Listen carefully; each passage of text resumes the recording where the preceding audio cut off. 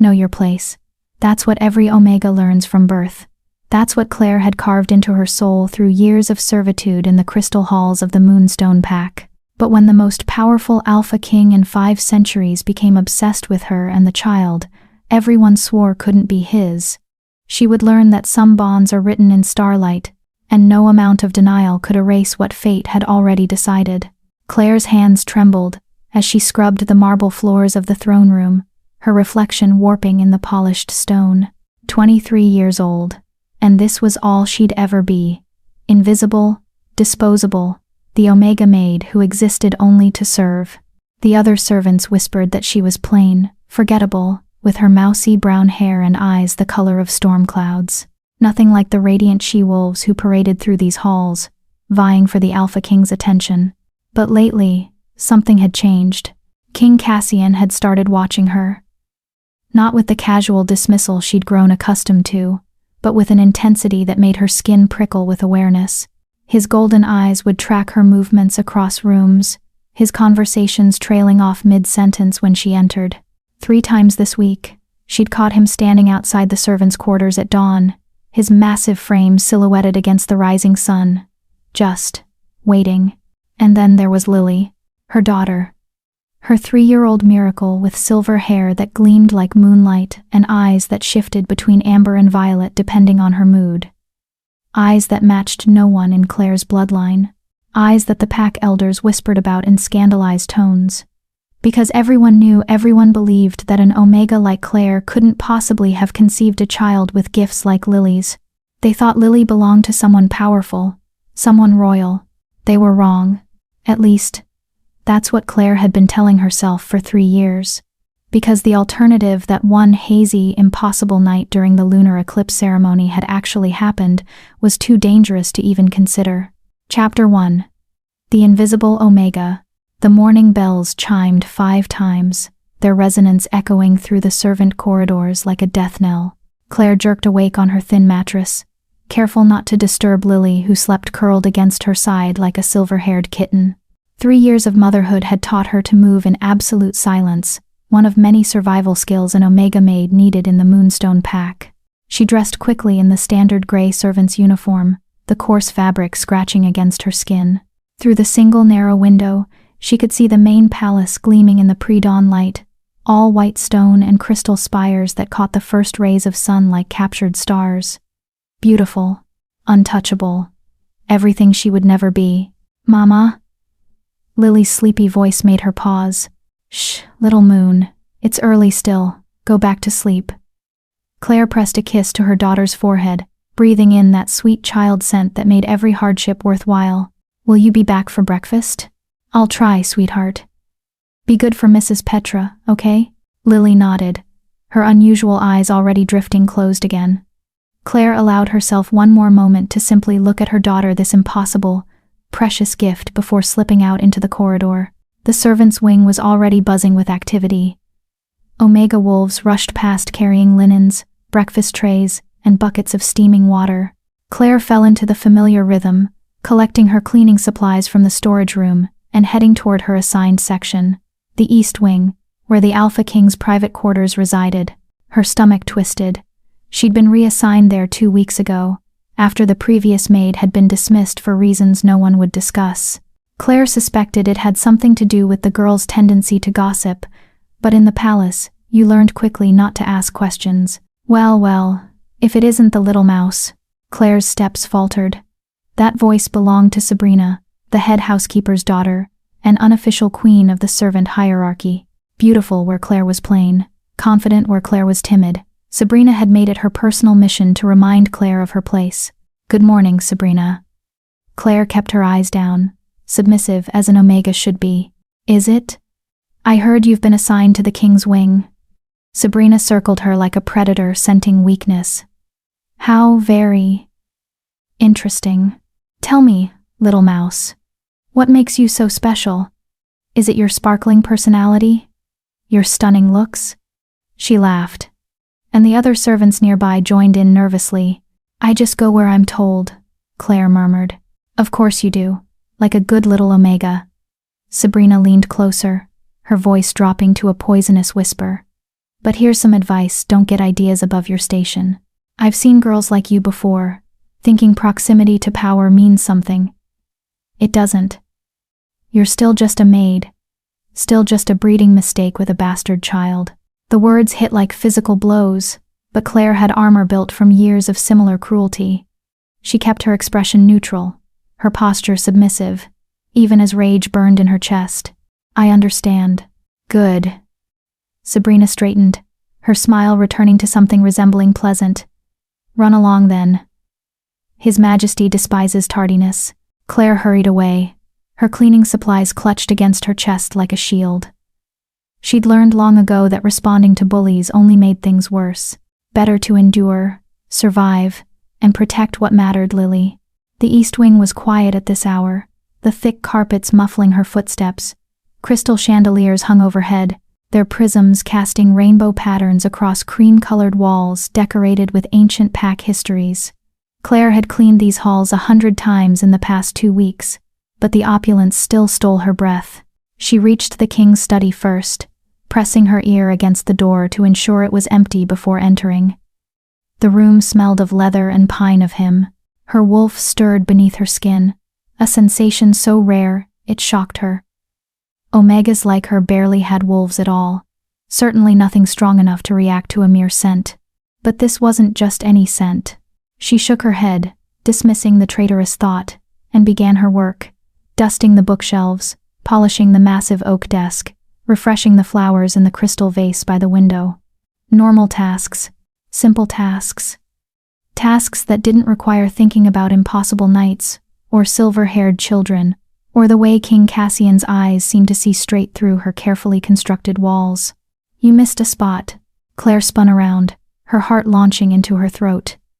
King Cassian stood in the doorway, so silent in his approach she hadn't heard him enter. He was massive, even by Alpha standards, standing well over 6 feet, with shoulders that seemed to fill the entire doorframe. His dark hair was slightly disheveled, as if he'd been running his hands through it, and those golden eyes, ancient, knowing, impossibly intense, fixed on her with laser focus. Your Majesty! She immediately dropped into a curtsy, her cleaning rag falling forgotten to the floor. I apologize. I didn't realize you were... The window ledge, upper left corner. He stepped into the room, and Claire fought every instinct to retreat. Alphas of his caliber radiated power like heat from a flame. You always miss that corner. Always. He'd been watching her work closely enough to notice her patterns. I'll fix it immediately, Your Majesty. She turned toward the window, grateful for any excuse to break that unnerving eye contact. But he moved with predatory grace, crossing the room in 3 long strides to stand directly behind her. So close she could feel the heat radiating from his body, could smell pine and something darker, more primal. Tell me something, Claire. His voice was low, intimate in a way that made her skin prickle. How old is your daughter? Her blood turned to ice. 3. Your Majesty. 3. He repeated the word thoughtfully. And her father? Dead, Your Majesty. The lie came easily after 3 years of practice. He was a traitor who passed through the territory. He died before Lily was born. A traitor. There was something in his tone: skepticism, amusement. How convenient.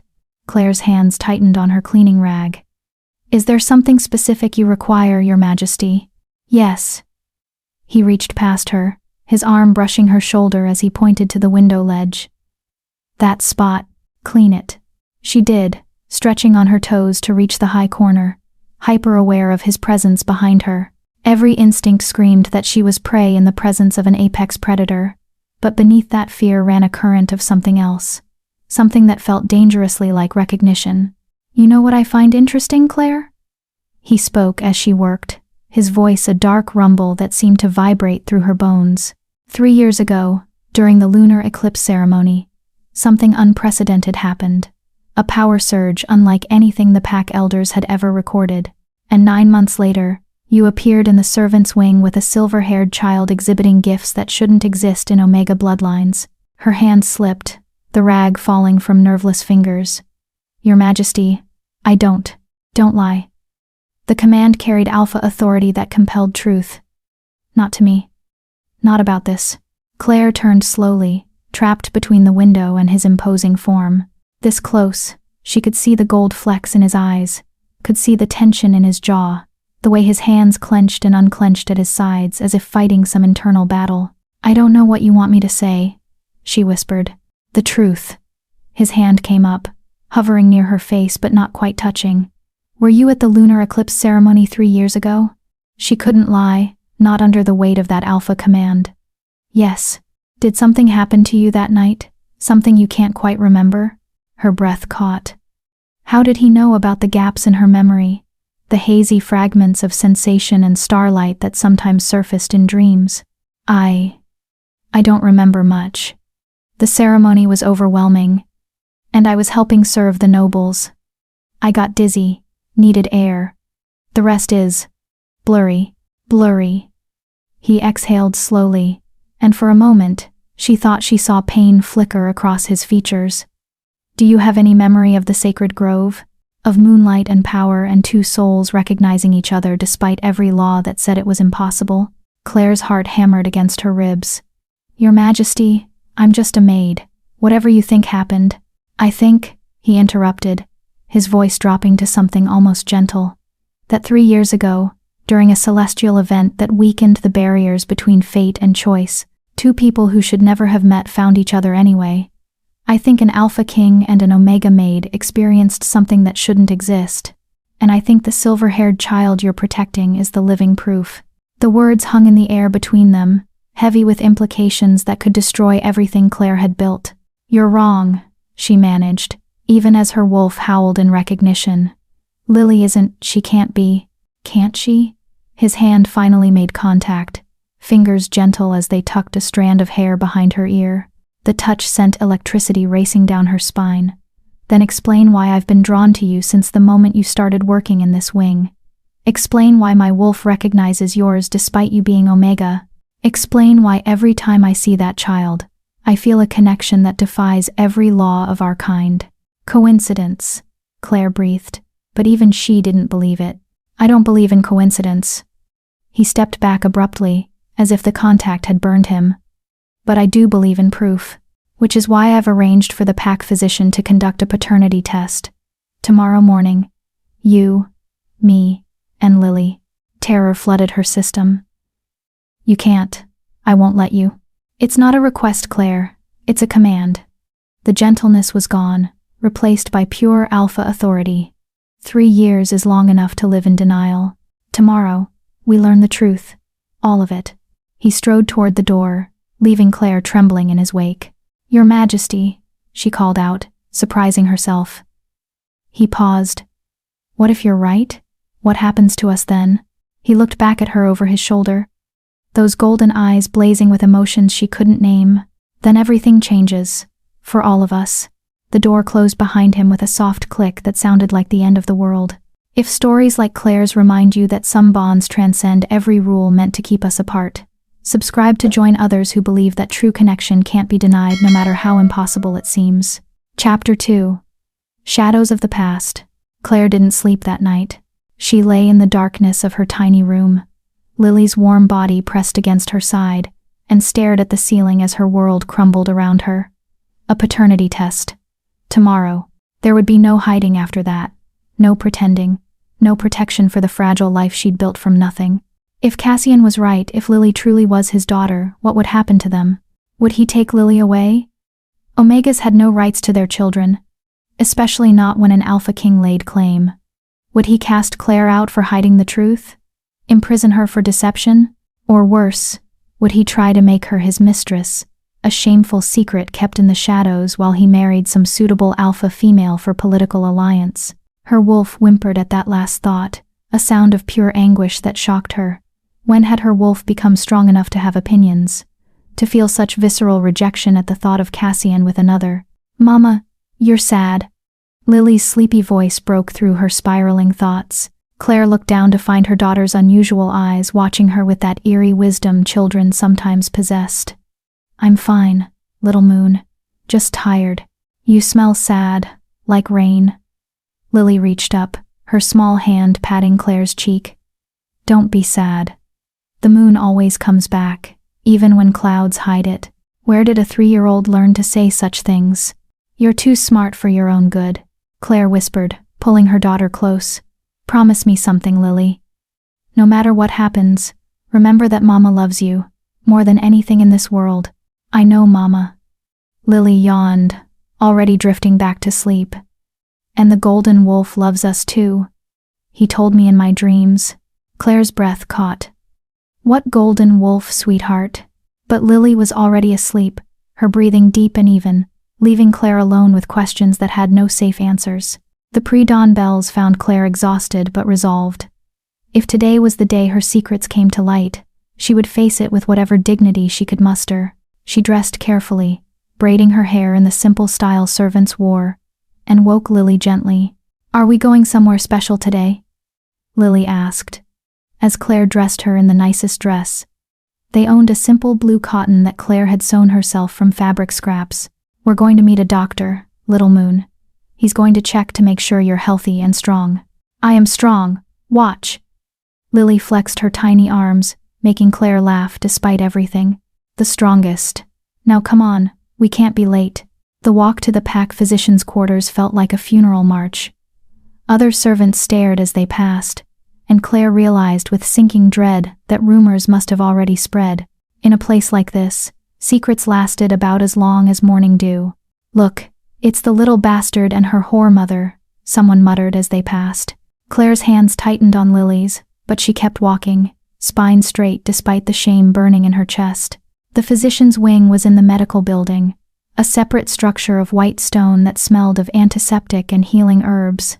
Claire had only been here once before, when Lily had fallen ill with fever as an infant.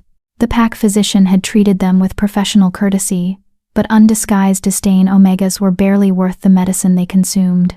Today, however, Dr. Henrik himself waited in the entrance, and his demeanor was entirely different. Ah, Claire. And this must be young Lily. His smile was warm, professional, nothing like the contempt she'd expected. Please, come in. His Majesty is already waiting. Of course he was. They were led to a private examination room, larger and more luxurious than anywhere Claire had ever been in the medical building. Cassian stood by the window, his massive frame backlit by morning sun, and when he turned to look at them, Claire's traitorous heart skipped a beat.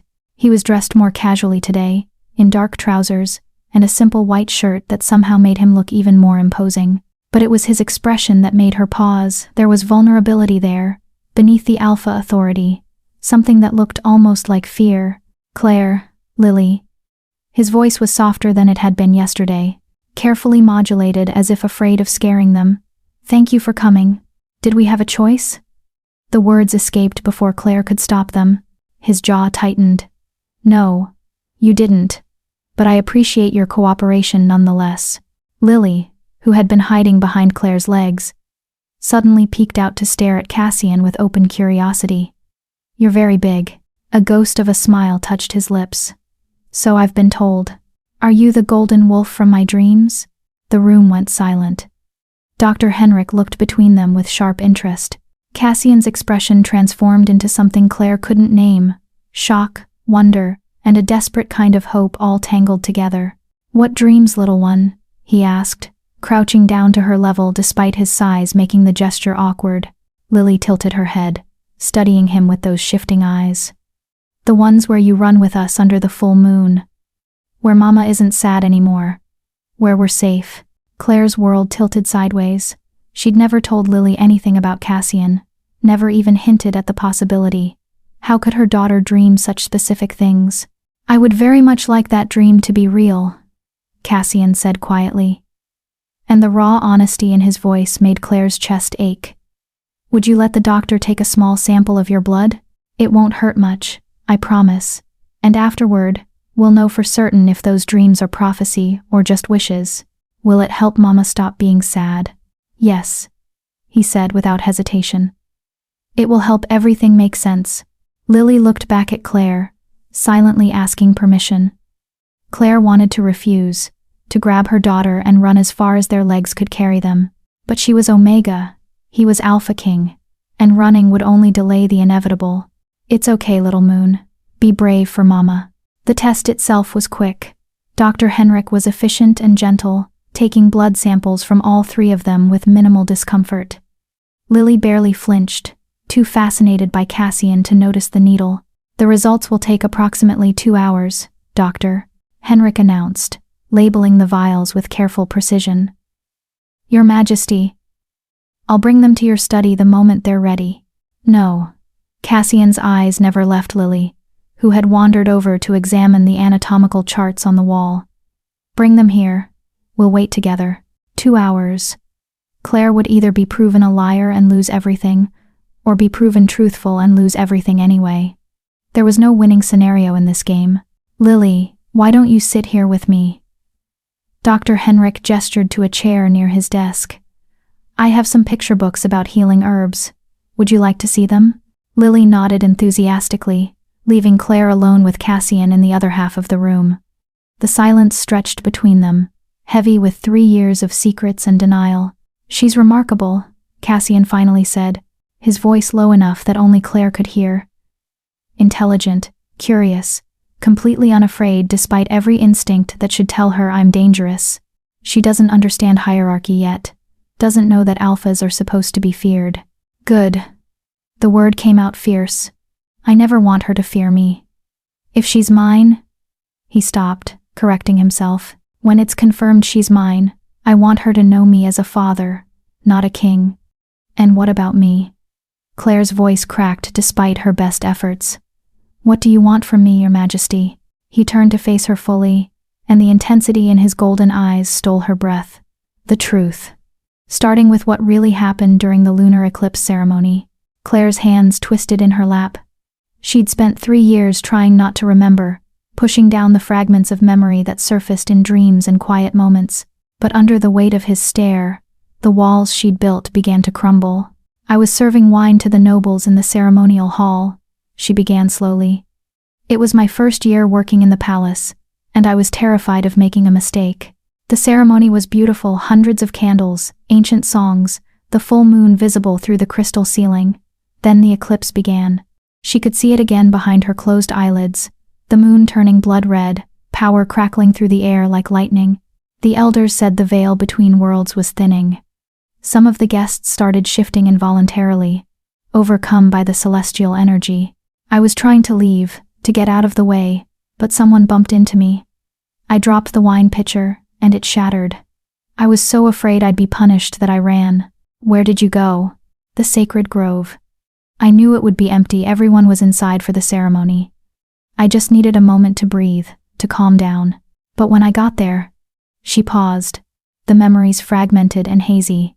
The moon was completely eclipsed. Everything was red light and shadows. And you were there. You remember me? Pieces. Your eyes, they were glowing gold even in the darkness. You were in pain, I think. Something about the eclipse was affecting you, making your wolf uncontrollable. You didn't seem to recognize me. Didn't even seem to see me at first. But then I did." His voice was rough, remembering.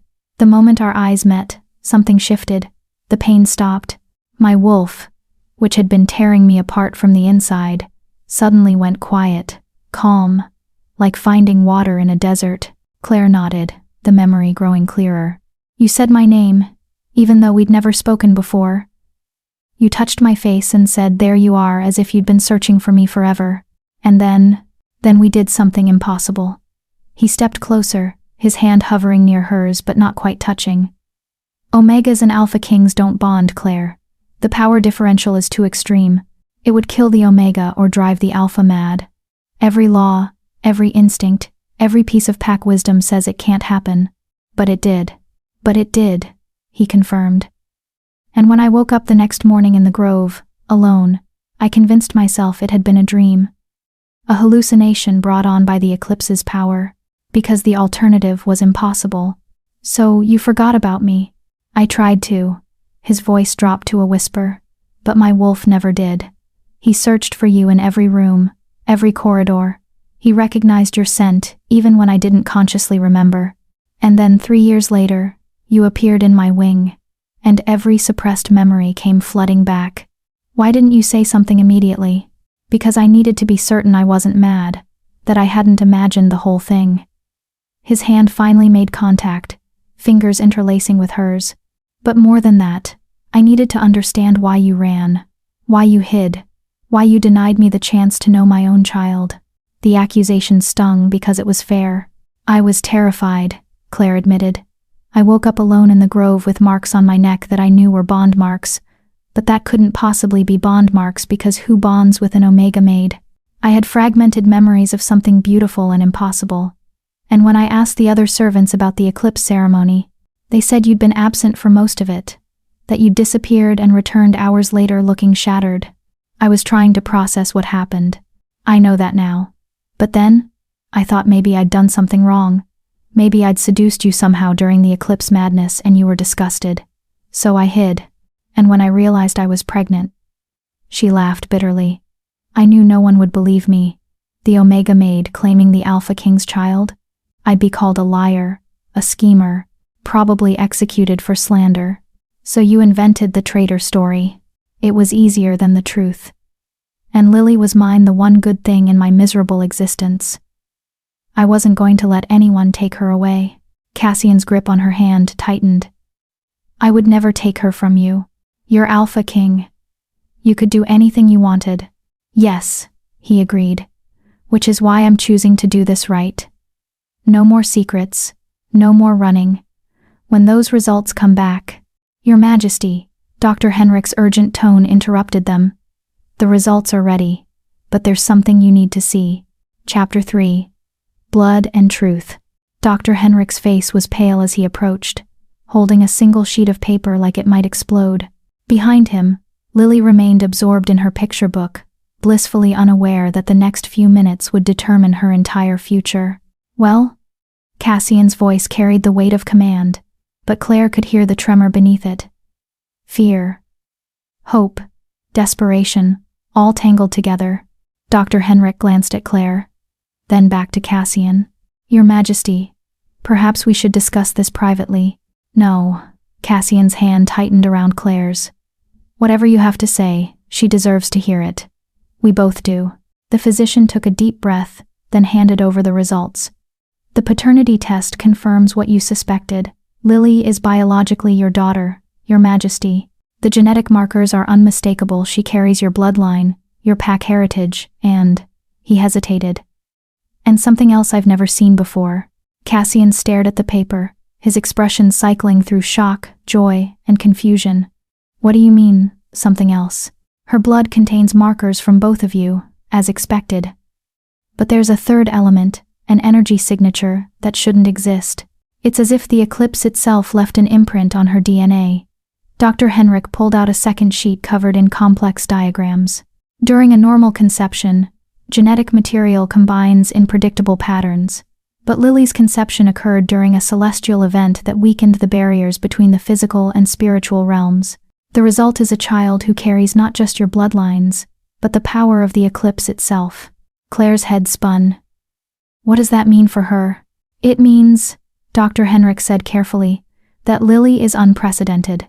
She has the strength of alpha blood, the adaptability of Omega heritage, and gifts that bridge both. The silver hair, the shifting eye color, the prophetic dreams, these aren't anomalies.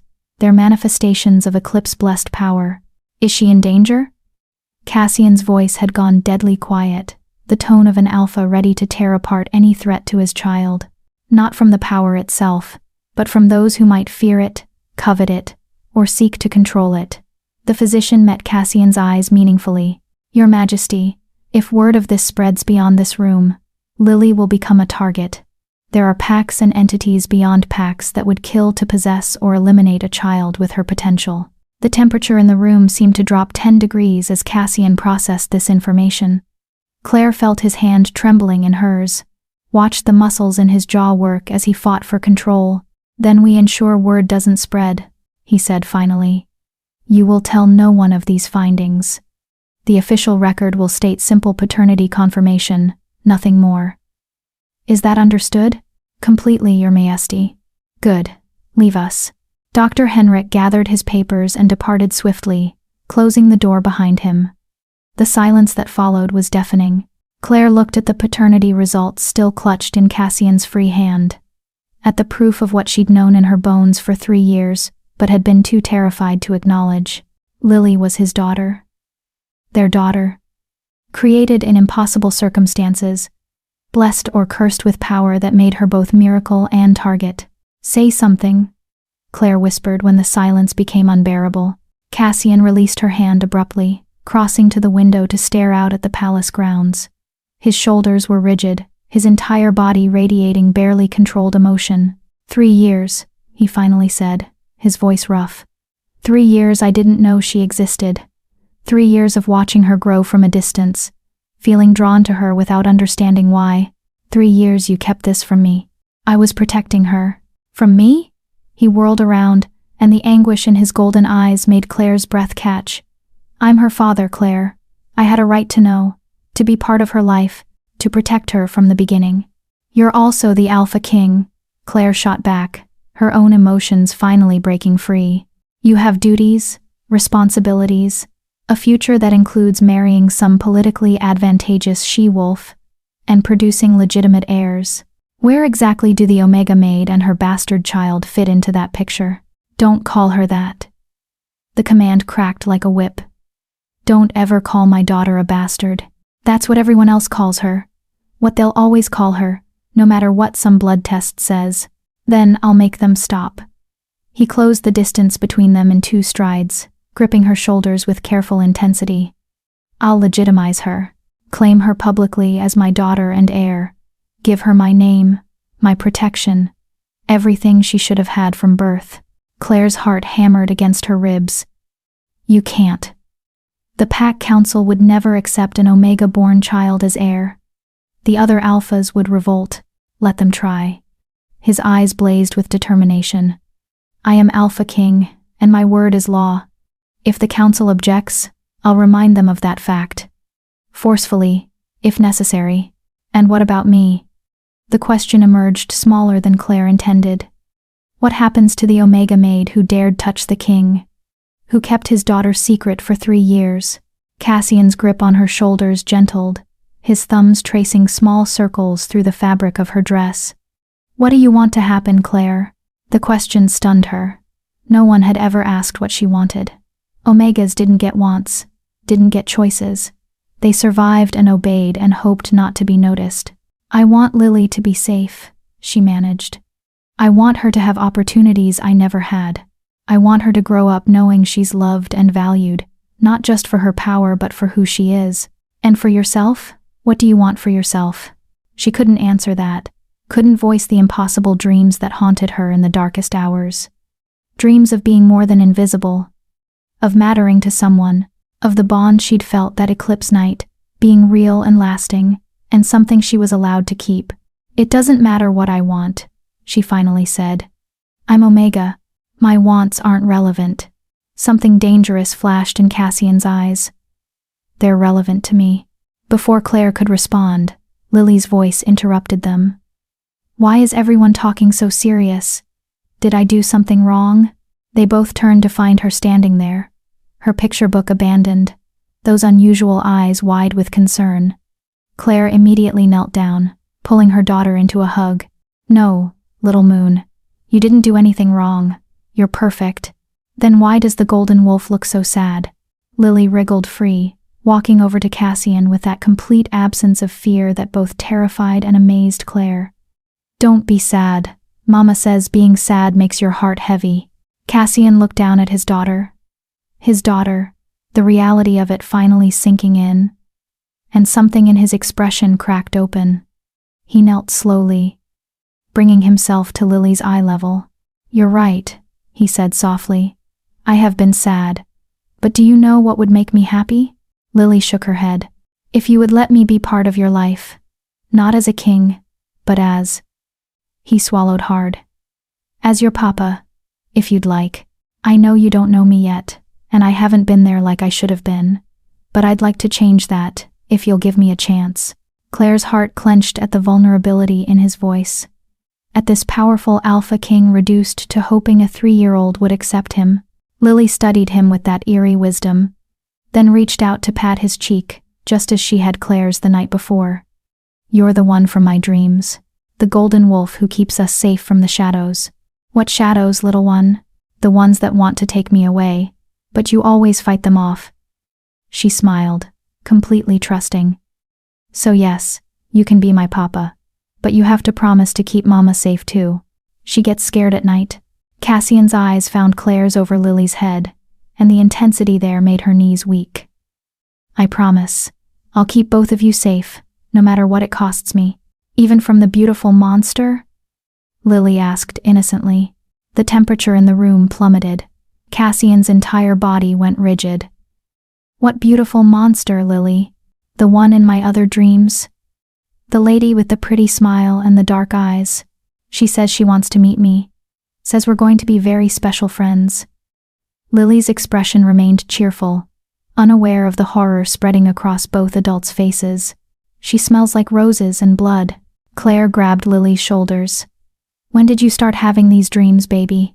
Last night, after Mama said we were going to see the doctor. The pretty lady said not to be scared, that everything was going according to plan. Lily tilted her head. What plan, Papa? But Cassian was already moving, striding to the door and flinging it open. Henrik, get back in here, now. The physician appeared within seconds, his face drawn. Your Majesty? Lily's been having dreams about a woman, dark eyes, smells like roses and blood. Could the eclipse blessing have opened her mind to external influence? Dr. Henrik went pale. It's possible. If her gifts include prophetic sensitivity, she might be vulnerable to psychic contact, especially from powerful supernatural entities. What kind of entities? Claire demanded, pulling Lily protectively against her chest. The physician and king exchanged a loaded look before Cassian answered. The kind that would be very interested in an eclipse-blessed child. The kind that have been dormant for decades but might awaken if they sensed new power in the world. You're talking about the Nightborn, Dr. Henrik said quietly. What are Nightborn? Claire had never heard the term. Vampiric witches, Cassian said grimly. Ancient, powerful, and supposedly extinct. They were hunted to near extinction 50 years ago, after they tried to steal pack children for their blood rituals. The last known Nightborn was killed before I was born. Apparently not the last, Dr. Henrik muttered. Cassian pulled out his phone, typing rapidly. I'm calling an emergency council meeting. If the Nightborn have returned and they're targeting Lily, we need to prepare the pack's defenses immediately. Your Majesty, Claire interrupted, her voice shaking. What do these Nightborn want with children? He looked at her, and she saw the answer in his eyes before he spoke. They consume the life force of powerful young wolves to extend their immortality and amplify their magic. An eclipse-blessed child would be. He stopped, unable to finish the sentence. Irresistible. Dr. Henrik completed grimly. The equivalent of ambrosia. One feeding could give a Nightborn centuries of extended life and power. Claire felt the world tilt sideways. This couldn't be happening. She'd spent 3 years hiding Lily from political machinations and pack hierarchies, only to discover her daughter was being hunted by monsters from nightmare stories. We need to run, she heard herself say. We need to take Lily and disappear before. No. Cassian's command stopped her cold. Running won't work. If a Nightborn has already made psychic contact, they can track her anywhere. The only way to keep Lily safe is to face this threat directly. She's 3 years old, which is why she needs her father's protection, her pack's protection, her birthright. He crossed back to them, taking Claire's hands in his. I know you're scared. I'm terrified. But I will not let anything happen to either of you. Do you understand me? I will burn this world to ashes before I let someone harm my family. My family. The words hung in the air between them, carrying weight and promise and implications that made Claire's head spin. What do we do? She whispered. First, we move you both into the royal wing, where security is tightest. No more servants' quarters. No more hiding. You're under my personal protection as of now. The Pack Council will never approve. I don't need their approval. I'm invoking Alpha's right of protection. Anyone who challenges it challenges me directly. His jaw set in a line of absolute determination. Second, we begin training Lily to shield her mind. If she can learn to block psychic intrusion, the Nightborn loses her connection. She's 3. Claire repeated helplessly. Eclipse blessed children develop faster than normal pups. We'll work with what she can handle. He turned to Dr. Henrik. I want a full security detail assigned to them immediately. No one gets close without my explicit permission. And find me everything we have in the archives about Nightborn, their weaknesses, their patterns, how to kill them permanently. Yes, Your Majesty. As the physician hurried away, Cassian knelt again before Lily, who had been watching the exchange with wide eyes. Little one, I need you to do something for me. If the pretty lady appears in your dreams again, I need you to tell her no. Can you do that? But she's nice, Lily protested. She's pretending to be nice. Really, she wants to hurt you. So if she comes back, you say no and you call for me. Can you do that? Lily looked uncertain for the first time. Will you hear me if I call? Cassian placed his hand over his heart. I'll always hear you. We're connected now, you, me, and Mama. Family hears each other, no matter the distance. Okay, Papa. I'll say no to the pretty monster. She yawned suddenly, the stress of the morning catching up with her small body. I'm sleepy now. Claire lifted her daughter automatically, feeling Lily's weight settle against her shoulder. I'll take her back to our quarters. No, Cassian interrupted gently. You're coming with me, both of you, to your new home. He led them out of the medical building and across the palace grounds. Servants and pack members stopped to stare as they passed the Alpha King, walking beside an Omega Maid carrying a silver-haired child, his hand resting protectively on the small of Claire's back. Claire could feel the shock, the judgment, the whispers starting already, but for the first time in 3 years, she didn't care. Because in this moment, walking beside the father of her child toward an uncertain future, she realized something fundamental had shifted. She was no longer alone in this fight, no longer the invisible Omega, struggling to protect her daughter from shadows. They were a family now impossible, unprecedented, and about to face darkness together. The royal wing loomed before them, grand and terrifying in equal measure. Cassian pushed open doors that led to rooms Claire had only ever cleaned, never imagined living in. These will be your quarters, he said, showing them into a suite that was larger than the entire servants' dormitory. Connected to mine through that door, so I can reach you quickly if needed. There's a bedroom for Lily, a sitting room, and a private bath. Tomorrow we'll discuss more permanent arrangements, but for tonight, you're safe here. Claire stood in the center of the opulent space, clutching her sleeping daughter, and felt tears threatening. This is too much. We don't belong. You belong wherever I say you belong. His voice softened. And right now, you belong here. With me. Where I can keep you safe. Why? The question burst out before she could stop it. Why do you care so much? The bond isn't complete. You said yourself it should have killed me or driven you mad. Or just an inconvenience. A complication you don't need. Cassian crossed the distance between them, cupping her face with hands that trembled slightly. You're not an inconvenience. You're my mate. The mother of my child. And whether that bond is complete or not, you're mine to protect, mine to cherish, mine to... He stopped himself. But Claire saw the truth burning in his golden eyes, saw the depth of feeling he'd been holding back, the connection forged 3 years ago in moonlight and magic that had never truly broken despite time and denial and impossible circumstances. Get some rest, he said finally, stepping back before he did something they weren't ready for. I have security to arrange and a council to terrify into submission, but I'll be right next door if you need me. For anything. He left through the connecting door, and Claire was alone in luxury she'd never dared imagine, holding a daughter who was destined for either greatness or destruction, with a mate who defied every rule she'd been taught. And somewhere in the darkness, a beautiful monster was dreaming of silver-haired children and blood. Chapter 4. The Council of Wolves. Claire didn't sleep that night either, though this time it was luxury rather than fear that kept her awake. She lay in a bed softer than clouds, Lily curled safely beside her, and stared at silk canopy overhead that probably cost more than Claire would earn in 10 lifetimes. Every sound made her jump, the whisper of wind against crystal windows, the distant footsteps of guards patrolling the corridors, the creak of the connecting door, as Cassian checked on them for the third time since midnight, his golden eyes glowing in the darkness before he retreated without a word. He was restless too. She could hear him pacing in his chambers, could feel the agitation radiating through the walls like heat.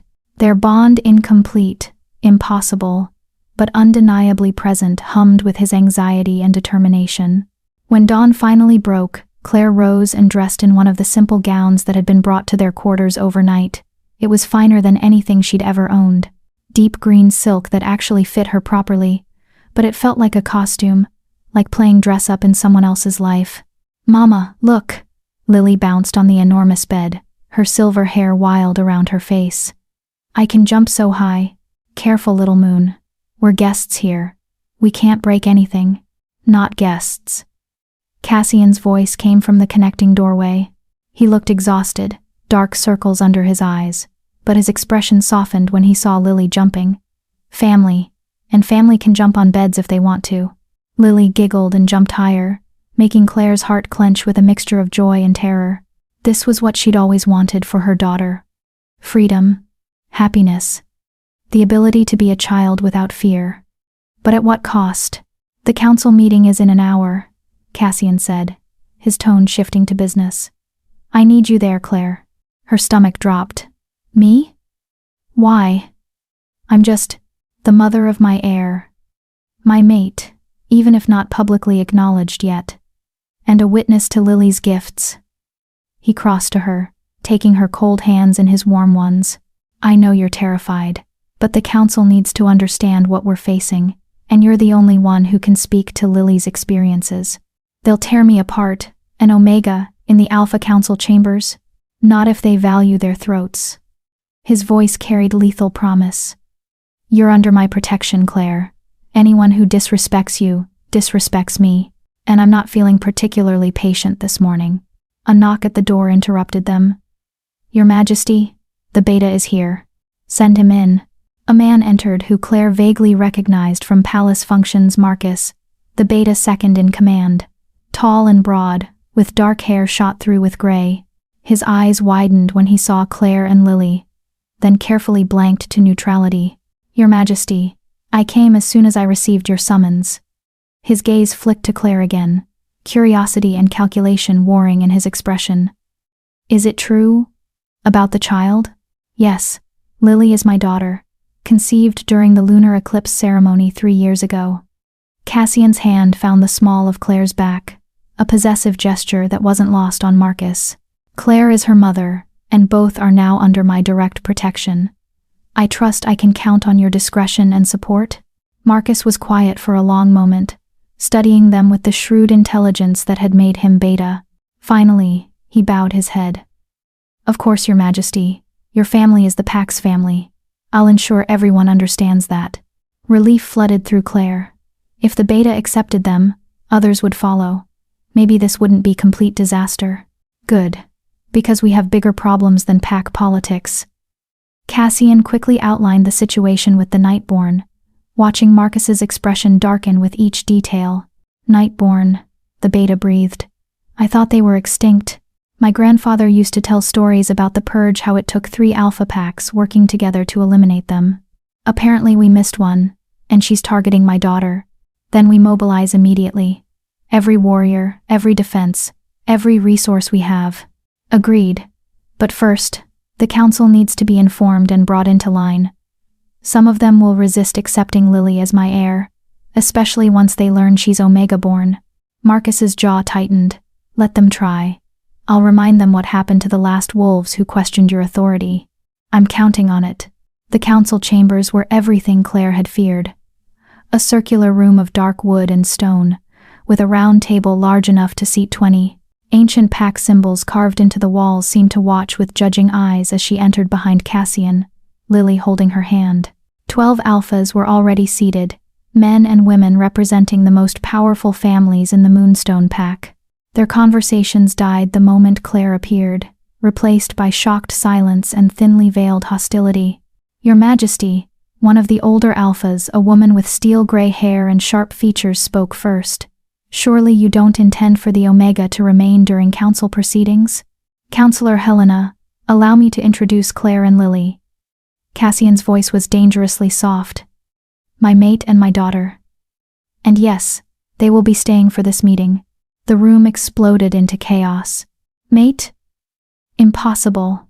And Omega cannot. This is an outrage. Silence. The Alpha command crashed over them like a tidal wave, forcing every wolf to submission. Claire felt it too, the overwhelming pressure of Cassian's authority, but he kept his hand on her back, steadying her. You will sit, you will listen, and you will remember who leads this pack. They sat, but the hostility remained palpable. Claire wanted to disappear, to melt into the floor, but Lily squeezed her hand and whispered, Don't be scared, Mama. Papa won't let them hurt us. From the mouths of babes, Cassian remained standing, his presence dominating the room.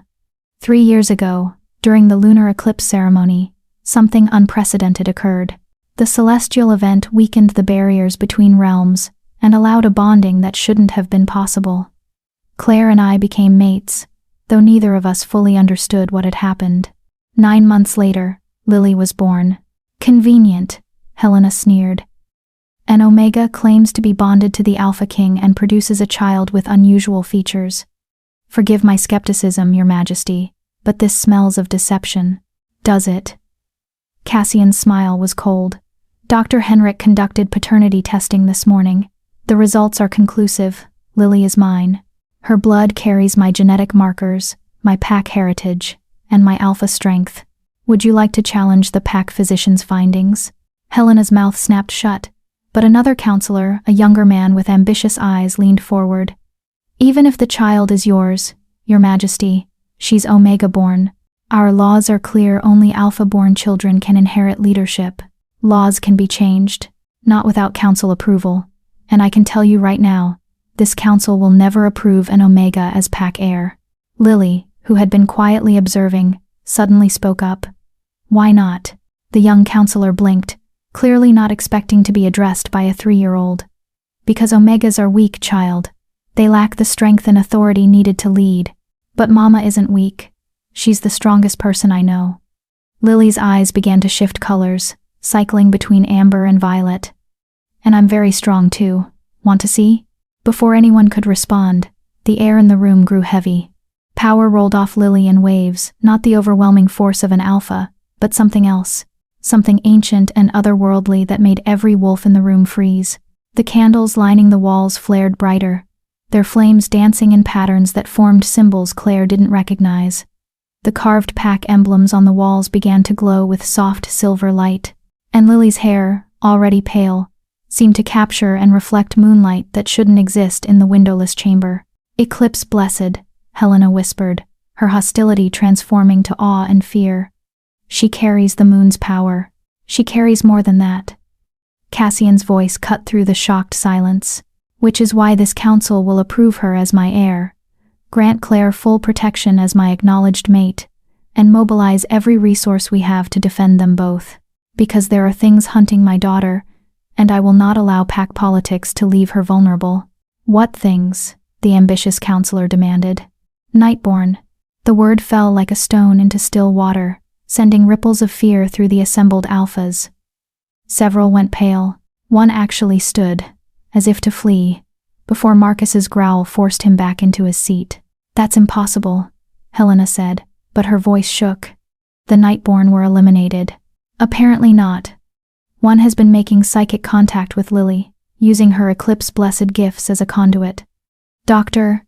Henrik believes the child's power signature is drawing supernatural attention, and the Nightborn are merely the first threat we'll face. Then we should hide the child, someone suggested. Send her away where her power won't attract notice. No. Cassian's refusal was absolute. She stays with me, where I can protect her, where her pack can protect her. Unless you're suggesting our warriors are too weak to face this threat, the challenge hung in the air. No alpha would admit weakness, especially not in front of their peers. Of course not, Your Majesty. Marcus interjected smoothly. What the council needs to understand is that Lily isn't just your daughter. She's a weapon, one that could either strengthen our pack beyond measure or destroy us if she falls into enemy hands. The question isn't whether to protect her, but how best to do so while preparing her to control her gifts. Well said, Cassian nodded to his beta. Which is why I'm proposing a new position within the pack structure, Eclipse Guardian. A role dedicated to training and protecting Eclipse-blessed wolves. Starting with Lily. I want volunteers from this council to help establish the protocols and security measures. It was brilliant politics, Claire realized. By giving the counselors a role in protecting Lily, Cassian transformed them from opponents to allies. They couldn't refuse without looking like cowards. And accepting meant acknowledging Lily's importance to the pack. I volunteer, Helena said immediately, her sharp mind clearly reaching the same conclusion. My family has records of the old supernatural wars. If the Nightborn have returned, we'll need that knowledge. Others quickly followed, each offering resources and expertise. Within minutes, Cassian had transformed a hostile council into a protective force, all through strategic manipulation and undeniable authority. But one voice remained silent, the ambitious young counselor who'd questioned Lily's right to inherit. Claire watched him carefully, noting the calculation in his eyes, the way his fingers tapped against the table in irritation. Counselor Drake, Cassian addressed him directly. You've been quiet. Do you have concerns you'd like to voice? Drake's smile was smooth, political. Not concerns, Your Majesty, merely questions about succession logistics. If something were to happen to you before Lily reaches maturity, who would serve as regent? Traditionally, that role falls to the strongest alpha in the pack. Traditionally, yes, but these aren't traditional circumstances. Cassian's eyes narrowed. In the event of my death, Claire would serve as regent until Lily comes of age. The room erupted again, but this time, Claire felt anger rather than fear. How dare they? How dare they sit in judgment of her fitness to protect her own child? Enough! Her voice surprised everyone, including herself. You want to question my ability to lead, to protect? I've kept Lily alive and hidden for 3 years with no resources, no support, and no pack backing. I've faced down servants who called her bastard, endured nobles who treated me like dirt, and sacrificed everything to keep her safe. So yes, Counselor Drake, I think I'm qualified to serve as regent. Because unlike you, I don't see my daughter as a political tool or a weapon. I see her as a child who deserves to grow up without fear. Silence followed her outburst. Then, unexpectedly, Helena began to clap. Others joined in, not all but enough. Even Marcus smiled with genuine approval. Well spoken, the beta said. Perhaps Omega-born doesn't mean weak after all. Drake's expression soured, but he bowed his head in apparent acceptance. As you say, Your Majesty, I will support your decision. The words were right, but something in his tone made Claire's skin crawl. She glanced at Cassian and saw recognition in his eyes. He'd caught it too. Drake would be a problem, but one for later. Then we're agreed, Cassian concluded. Lily is recognized as my heir, Claire as my mate, and regent designate. The Eclipse Guardian program begins immediately, with full council support, and every resource we have goes toward identifying and eliminating the Nightborn threat. Are there any other concerns? No one spoke. Good. This meeting is adjourned. Helena, Marcus remain behind. The rest of you are dismissed. The counselors filed out, most avoiding eye contact with Claire, though a few nodded respectfully. Drake was the last to leave, and his smile as he passed was cold enough to freeze blood. When the door closed, Cassian finally allowed himself to relax slightly. Well, that went better than expected. Did it? Claire asked. Drake looked ready to commit murder. Drake is always ready to commit murder. It's why he's dangerous.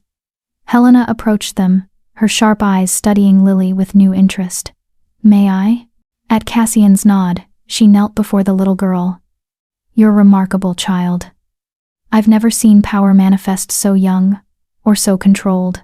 You didn't hurt anyone with that display, despite having every reason to be frightened or angry. Papa said to only use my gifts to protect, not to hurt, Lily explained seriously.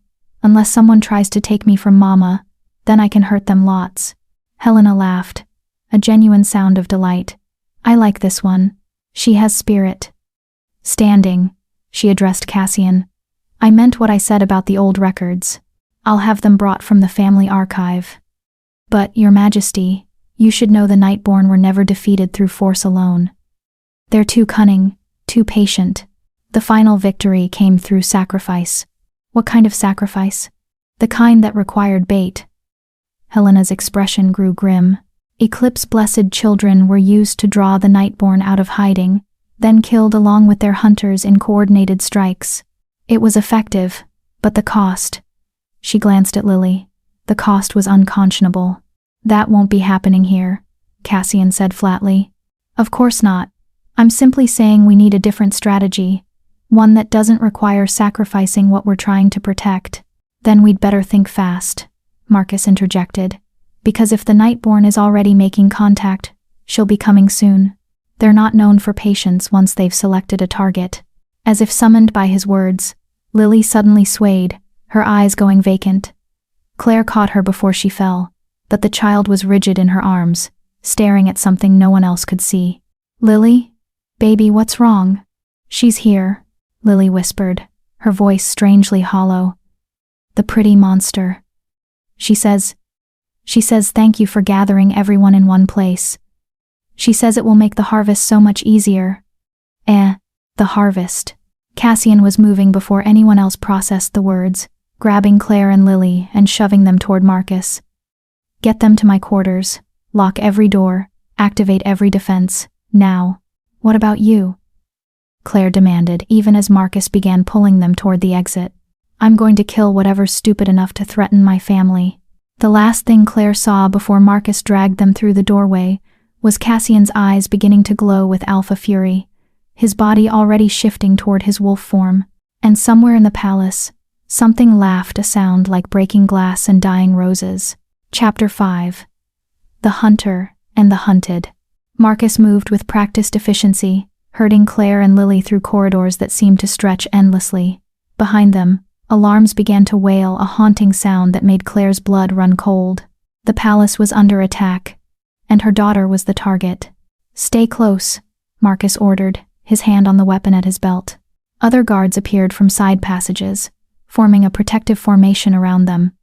Your Majesty gave strict orders. You're to be locked in his private chambers with full defensive protocols active.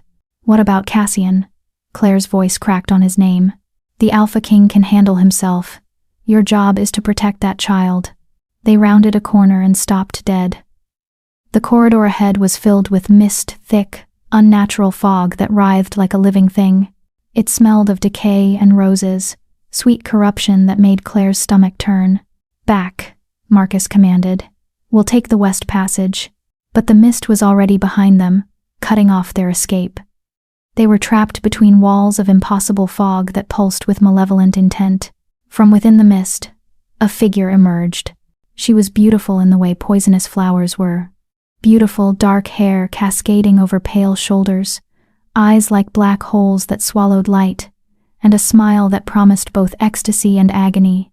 She wore a gown of deep crimson that might have been silk or might have been congealed blood. And when she moved, reality seemed to bend around her. The Nightborn. There she is, the creature purred, her gaze fixed on Lily with hunger that made Claire want to vomit. The little Eclipse child, even more delicious than I imagined. Marcus shifted immediately, his wolf form erupting in an explosion of power. The other guards followed suit, creating a wall of fur and fangs between the Nightborn and their charges. But the creature merely laughed. Oh, how precious. The puppies think they can stop me. She raised one elegant hand, and the guards simply stopped. Frozen, mid-growl, mid-lunge, their bodies locked in place by invisible force. Marcus struggled against the binding, his eyes wild with fury, but he couldn't move. Now then, the Nightborn stepped over the paralyzed wolves as if they were furniture. Let me see what all the fuss is about. Claire shoved Lily behind her, facing down the monster with nothing but desperation and maternal fury. You can't have her, can't I? The creature tilted her head, amused. And what's going to stop me? You, little Omega? With your weak wolf and trembling hands? If necessary, yes. The Nightborn laughed that breaking glass sound from before, and reached out with impossible speed to grab Claire by the throat. Her fingers were ice cold, her grip crushing as she lifted Claire off the ground. Brave, foolish, but brave. I almost respect it. Her black eyes studied Claire with clinical interest. "Tell me, how does it feel to mate with a king? Did he whisper pretty lies while he took you? Did he promise you'd be special?" Claire couldn't breathe, couldn't speak. Black spots danced in her vision. "Mama!" Lily's scream was pure anguish. And then the world exploded into silver light. Power erupted from Lily like a detonation, raw, uncontrolled, and absolutely devastating. The Nightborn shrieked and released Claire, stumbling backward as the light seared her pale skin. The mist evaporated. The paralyzed guards collapsed, suddenly freed. Lily stood at the center of it all, her eyes blazing pure white, her silver hair floating as if underwater, and her small body radiating power that made the very air vibrate. "Don't touch my mama." The Nightborn's beautiful face twisted into something monstrous, too many teeth, too many angles, reality warping around her true form. "You little..." She never finished the sentence.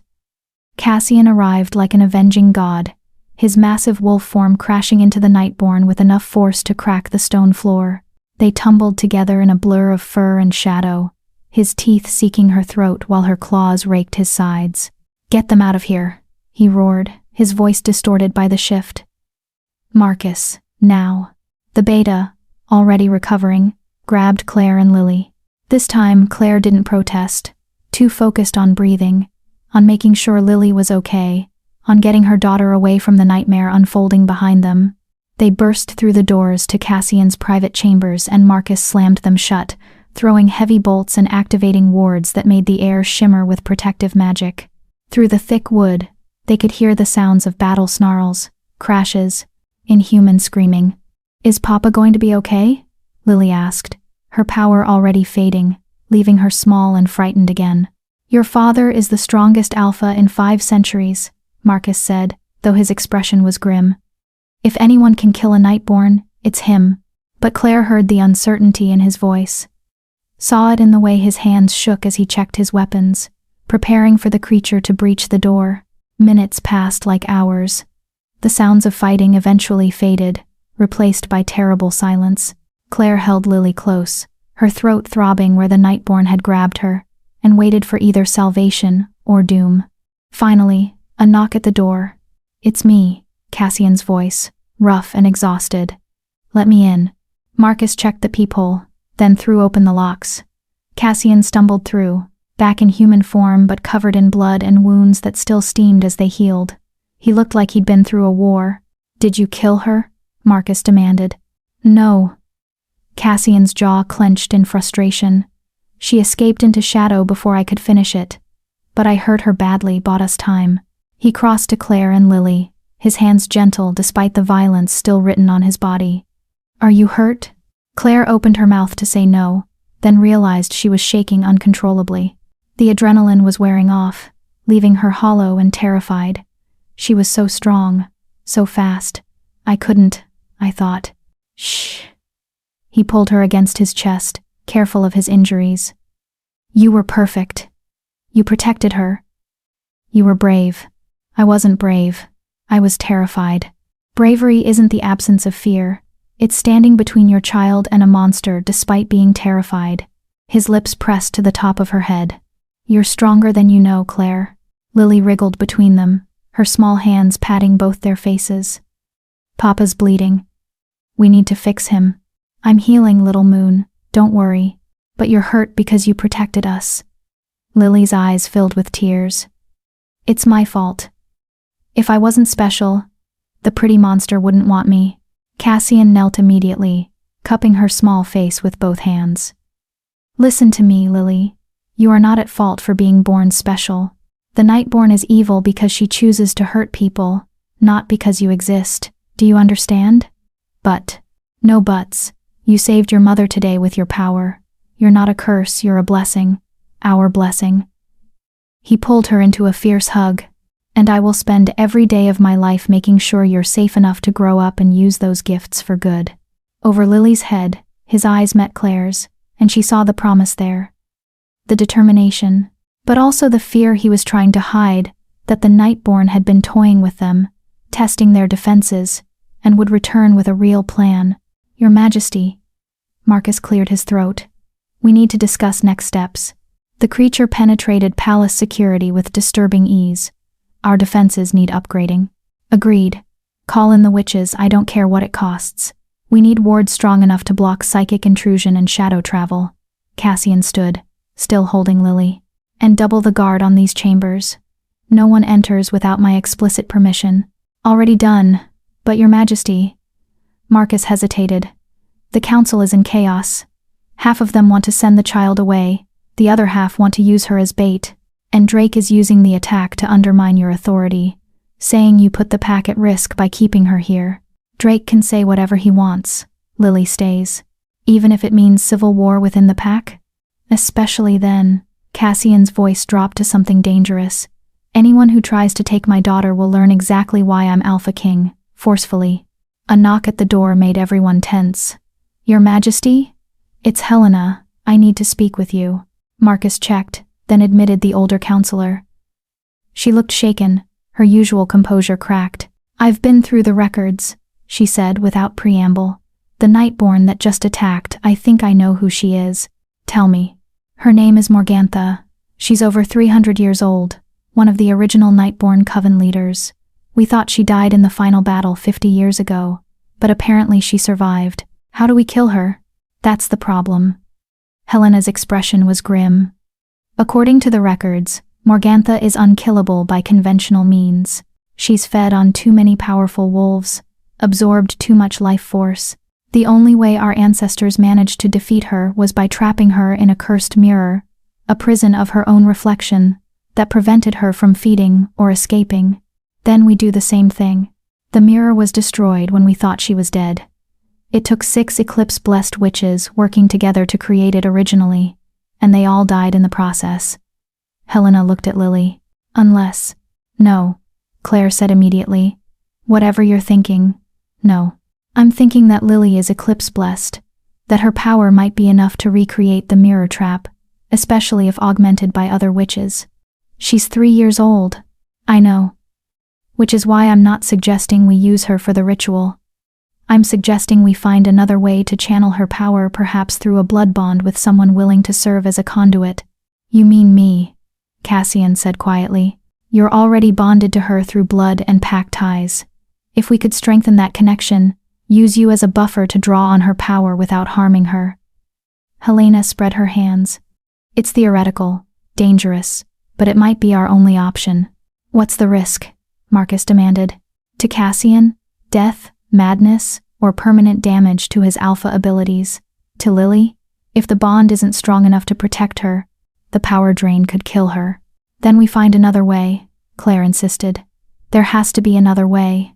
But she could see the calculation in Cassian's eyes, the willingness to sacrifice himself if it meant protecting Lily. It terrified her more than the Nightborn had. We'll discuss this later, he said finally. Right now, we need to focus on immediate security. Helena. Work with the witches on defensive wards. Marcus, I want every entrance to these chambers guarded by our most trusted warriors. And someone find out how Drake is using this attack politically. I want to know what he's planning. They scattered to their tasks, leaving the 3 of them alone again. Cassian finally set Lily down, and she immediately curled up on his bed, exhausted by the day's events. She'll be asleep in minutes, Claire said softly. The power drain always exhausts her. Does it happen often? These power manifestations? A few times when she was younger, usually when she was frightened or I was in danger, but never this strong. Claire moved to sit beside her daughter, stroking her silver hair. I thought I could keep her safe by hiding her. Instead, I just delayed the inevitable. You kept her alive, that's not nothing. Cassian sat on the other side of the bed, his larger frame making the mattress dip. And now she has an entire pack working to protect her. She's not alone anymore. Neither are you. Claire looked at him across Lily's sleeping form. This powerful alpha, who'd turned his world upside down for them, who bore wounds from fighting monsters, who looked at their daughter with such fierce love it made her chest ache. Why? She asked again. Why do all this? The bond isn't complete, you said so yourself. You could disavow us, say Lily was conceived through trickery or coercion. You could protect your reputation, your political position. Instead, you're starting wars, and making enemies, and risking everything. Why? Cassian was quiet for a long moment, his golden eyes studying her with an intensity that made her breath catch. "Do you remember what I said to you that night in the grove?" he finally asked. "During the eclipse?" "I remember fragments, moonlight and power, and feeling like I'd found something I'd been searching for my entire life without knowing it. I said, 'There you are.' Because that's what it felt like, finding something essential that had always been missing. I've been Alpha King since I was 20 years old, Claire. I've had power, respect, everything a wolf could want, but I've never felt complete until that moment when our eyes met, and something clicked into place."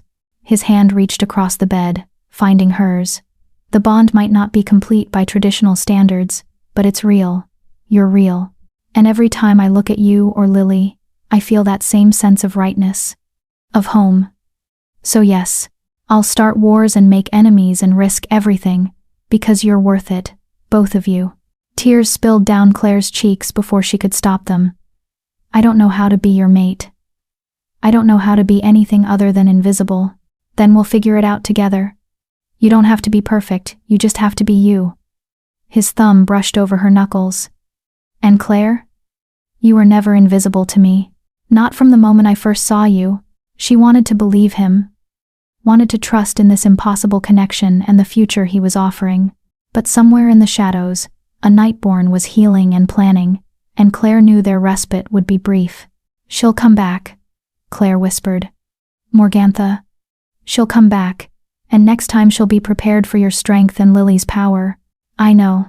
And if Helena's right about the mirror being the only way to stop her, I'll do whatever's necessary. Even if it kills you?" His smile was sad. "Especially then, because the alternative is losing both of you, and that's not something I can survive."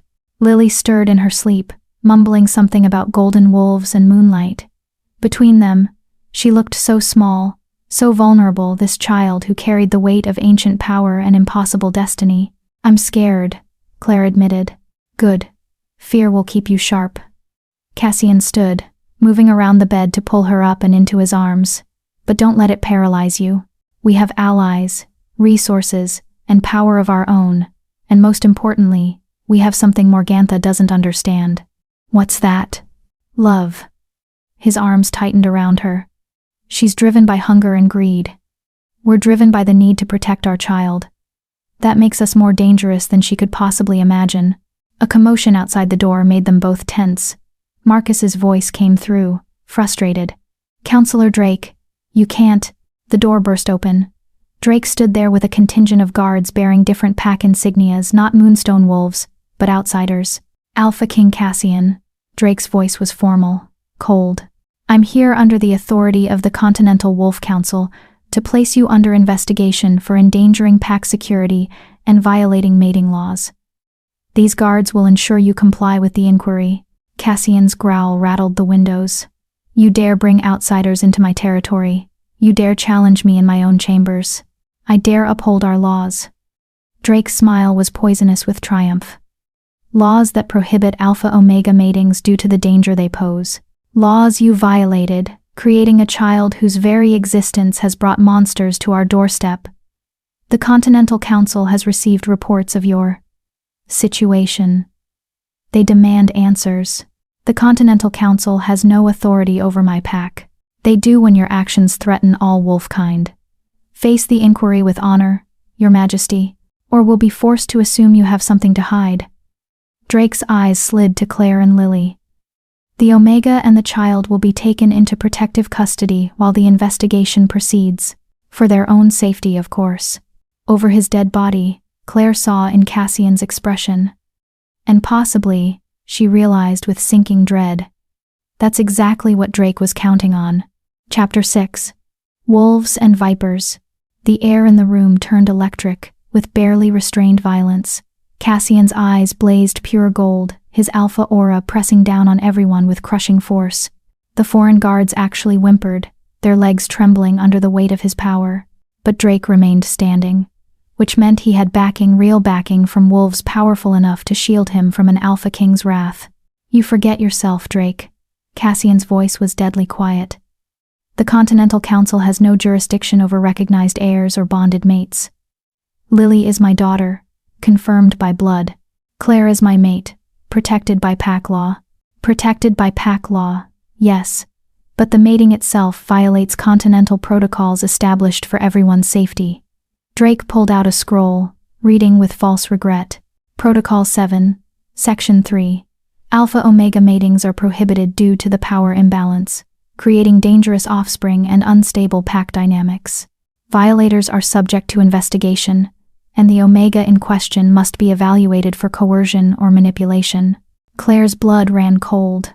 They were going to claim Cassian had coerced her, that she couldn't have consented because of the power differential. It was clever turning protection laws into weapons. Claire came to me willingly during the eclipse, Cassian said through gritted teeth. There was no coercion. Can she remember that willingness? Can she testify under oath that she was in full possession of her faculties during a celestial event known to drive wolves temporarily mad? Drake's smile widened.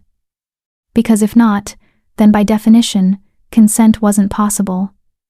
Which makes this mating illegal and the child problematic. You want to take my daughter? Cassian's hands clenched into fists. Admit it. This isn't about laws or protocols. This is about power. This is about protecting the wolf world from threats we don't understand. That child brought a nightborn to our doorstep. How long before other creatures come hunting? How long before her uncontrolled power kills someone? Drake gestured to his guards. The Continental Council requests voluntary cooperation. Refuse, and they'll be forced to take more aggressive measures. Marcus appeared behind Drake, flanked by loyal Moonstone warriors. Those aggressive measures will have to go through us first. Starting a war with the Continental Council, Beta Marcus? That's treason. No, that's protecting our Alpha's family. Something you seem to have forgotten is a Beta's primary duty. The standoff stretched taut as a bowstring. Claire could feel disaster approaching, could see the paths branching before them, violence that would tear the wolf world apart, or submission that would mean losing Lily forever. She stepped forward before she could lose her nerve. I'll go. Claire, no. Cassian reached for her, but she evaded his grasp. I'll submit to their evaluation. I'll testify under oath about what happened during the eclipse.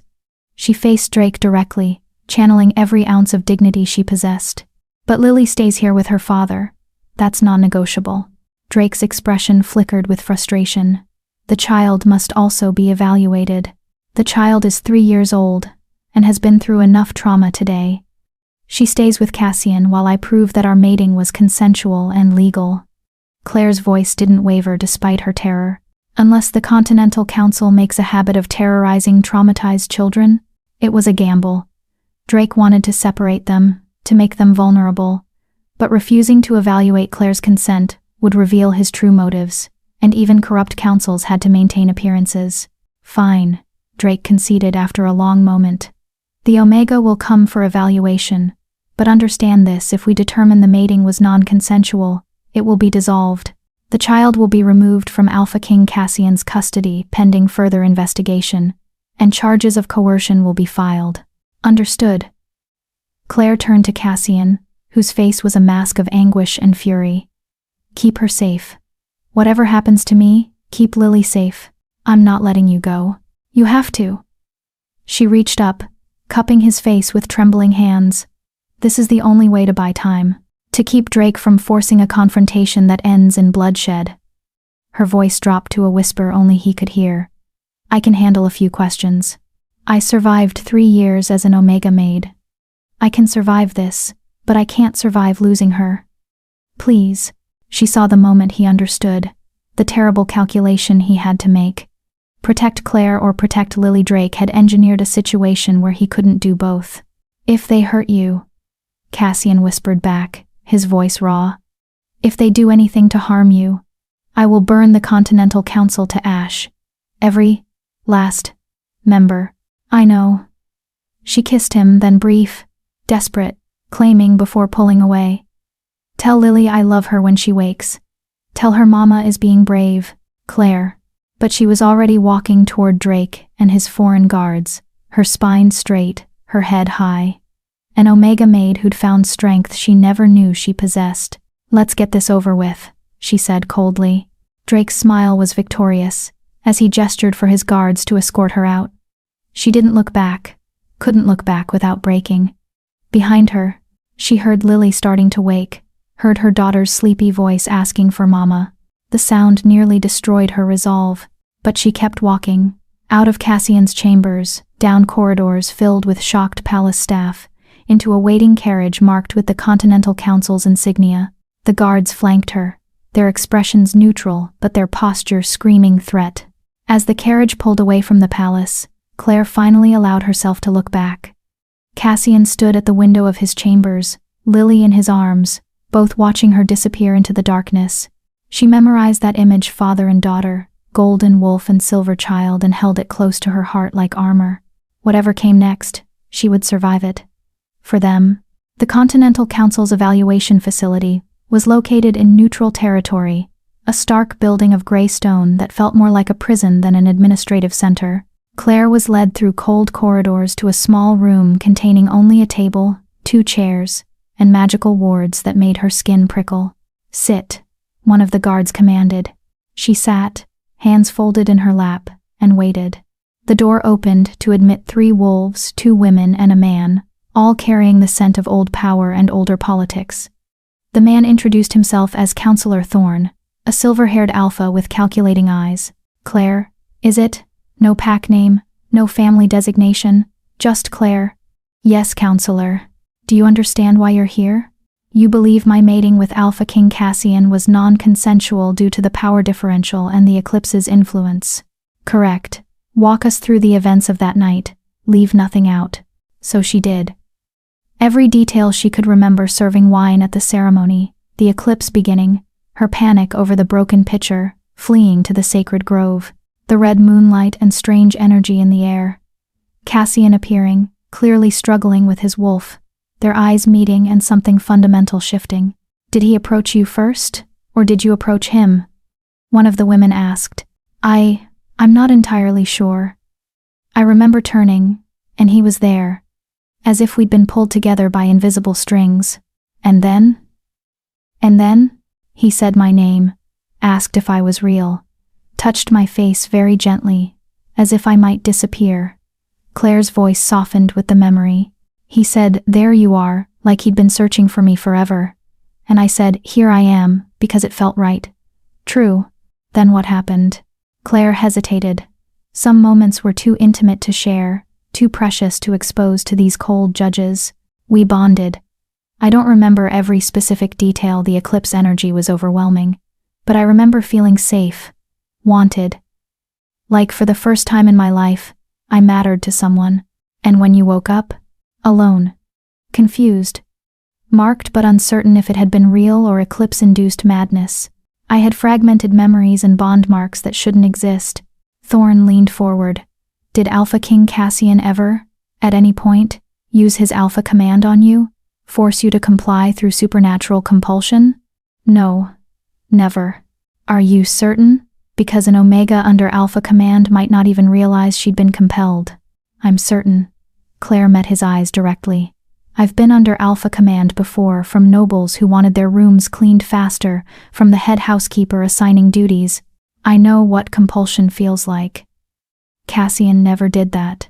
What about coercion through circumstance? He's the Alpha King. You're an Omega servant. Even without direct commands, the power imbalance itself could constitute non-consent. And there it was, the trap. Admit that the power imbalance affected her decision, and they'd declare the mating invalid. Deny it, and they'd call her a liar. Claire took a careful breath. I won't pretend there's no power differential between an Alpha King and an Omega, but power imbalance exists in many relationships. What matters is whether the more powerful party uses that power to coerce or harm. Cassian didn't. He gave me choices. Even during the eclipse, when his wolf was wild and my resistance would have been meaningless, he asked for consent, and I gave it freely. Freely, the second woman repeated skeptically. During a celestial event that drove multiple wolves into involuntary shift. During a moment when, by your own admission, you were confused and uncertain. I was confused about many things that night, but I wasn't confused about wanting him. about choosing him. Claire's voice strengthened. You want me to say I was coerced, that I'm a victim who needs saving. But the only people trying to take away my choices right now are you. Cassian gave me agency. You're trying to strip it away. Thorne's expression hardened. Careful, Omega. Insolence won't help your case. Truth won't help my case either, apparently, because you've already decided I'm too weak and powerless to have made my own decisions. Claire stood, surprising them. I'm an Omega. I understand my place in your world. But I'm also a mother who's fought for 3 years to protect her daughter. I'm a mate who bonded with her alpha under circumstances none of us chose but all of us accept. And I'm a wolf who's tired of being treated like I don't know my own mind. Sit down, Thorne commanded, his alpha power pressing down. Claire sat not because he compelled her, but because she chose strategic compliance. But her eyes never left his. I'll ask you one final time, he said. Under oath to the Continental Council, sworn on your life and your daughter's future, was your mating with Alpha King Cassian consensual? The threat was clear. Lie, and they'd know. They'd declare the mating invalid and take Lily. Claire met his gaze steadily. Under oath to the Continental Council, I swear my mating with Cassian was consensual. I chose him. I would choose him again, even knowing the cost. Magic flared around her, the oath binding, testing for falsehood. She felt it probe her memories, her emotions, searching for lies, and finding only truth. The magic settled, confirming her testimony. Thorne's expression soured. He'd been hoping she'd fail, that they'd have grounds to dissolve the mating. Very well, your testimony is recorded. He stood abruptly. But understand this, consensual or not. Your mating has created a situation that threatens all wolfkind. An eclipse blessed child with unprecedented power. A nightborn drawn to our territories. Pack instability. These consequences don't disappear just because you claim you chose your circumstances. I know. Do you? Because from where I sit, you're a liability. And liabilities get eliminated for the greater good. The threat hung in the air, razor sharp and undisguised. Claire forced herself not to react, not to show the fear crawling up her spine. Are we finished, counselor? For now, you'll be returned to Moonstone Pack under council supervision. Your movements will be monitored. And if that child causes any further incidents. Thorne smiled without humor. Well, let's hope she doesn't. The carriage ride back to Moonstone territory felt longer than the journey away. Claire sat in silence, the guards watching her with undisguised contempt, while exhaustion and delayed terror crashed over her in waves. She'd bought them time. Proven the mating was consensual. But Thorne's final threat made it clear this wasn't over. The Continental Council wanted Lily gone, whether through legal channels or more direct methods. They needed a permanent solution. They needed to stop Morgantha before she gave the Council more ammunition. The carriage lurched violently, throwing Claire against the wall. Shouts erupted from outside, guards yelling, wolves snarling. Then came a scream, abruptly cut short. The door ripped open, but instead of guards, a familiar pale face appeared. Morgantha smiled, her dark eyes gleaming with malice. Hello again, little Omega. Miss me? Claire scrambled backward, but there was nowhere to go. The Nightborn climbed into the carriage with predatory grace, and behind her, the sounds of fighting had gone silent. Your guards put up a decent fight. Well, decent for puppies. Morgantha settled across from Claire, casual as if they were having tea. But we're not here for them. We're here because you and I need to have a chat. Mother too. Well, I can't say mother, can I? You're far too young to be my mother. Mother to snack, perhaps? What do you want? The same thing I've always wanted, your delicious daughter, but recent events have made me realize I've been approaching this wrong. Morgantha leaned forward, her beauty both mesmerizing and revolting. You see, I could just take her, fight the Alpha King, kill however many wolves get in my way, but that's exhausting, and it would mean constantly looking over my shoulder. So I'm offering you a deal. A choice. Even I know Omegas love choices. Her smile widened. Give me Lily willingly, and I'll spare everyone else. No more attacks. No more dead guards. Just one little girl in exchange for the safety of your entire pack. Claire's stomach turned. You want me to hand over my daughter to be murdered? Murdered is such an ugly word. I prefer harvested. And think about it rationally, she's one child. Your pack has hundreds of wolves, thousands of lives that will be in danger as long as I'm hunting her. Is one life worth more than thousands? Isn't self-sacrifice noble, heroic even? You're insane. I'm practical, and you're running out of options. Morgantha gestured to the ruined carriage, the dead guards. The Continental Council wants her gone. I want her gone. Even some of your own pack fears her. How long before everyone decides she's more trouble than she's worth? How long before they force Cassian to choose between his daughter and his kingdom? He'd never. He would if you asked him to. If you told him this was the only way to save the pack. You have that power, little Omega, the power to convince him to let go. To accept that some sacrifices are necessary. Claire's hands curled into fists. Why tell me any of this? Why not just attack again? Because attacking him directly nearly got me killed.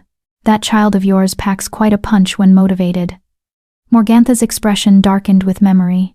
So I'm trying a different approach, psychological warfare. Break the mother, and the daughter becomes vulnerable. Convince you that surrender is inevitable, and maybe you'll do my work for me. It won't work, won't it? You're already exhausted, already terrified, already feeling the weight of all those deaths I might cause.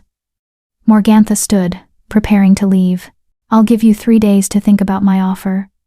3 days to watch your mate try to protect you while his pack fractures. 3 days to count the bodies that pile up because you're being selfish.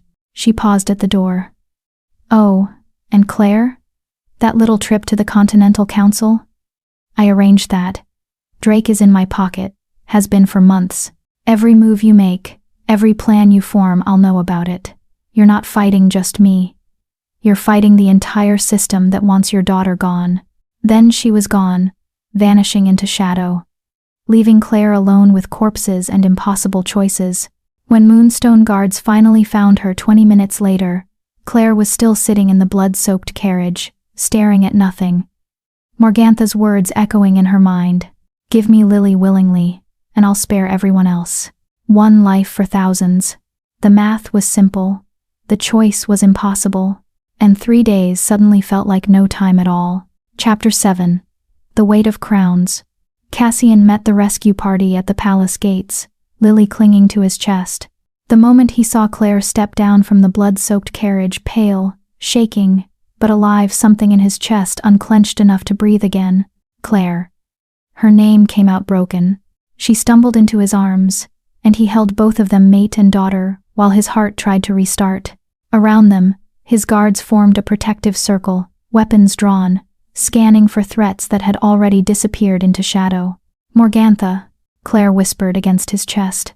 She killed all the Continental guards. She wants me to give Lily to her willingly. 3 days. She gave me 3 days to decide. Cassian's arms tightened. Over Claire's head, he met Marcus's eyes and saw his own fury reflected there. The Nightborn wasn't just hunting, she was psychological warfare, breaking them down piece by piece. She also said Drake is working for her, Claire continued, her voice hollow. That she arranged the Continental Council investigation, that she knows everything we're planning.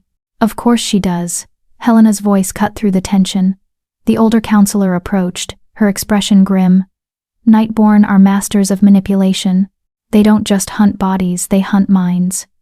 Make you doubt, make you afraid, make you turn on each other. Then what do we do? Claire pulled back to look at Cassian, and the desperation in her gray eyes gutted him. How do we fight something that's already inside our defenses? That has people working for her? That can appear and disappear at will? We stop playing defense, Cassian said, decision crystallizing.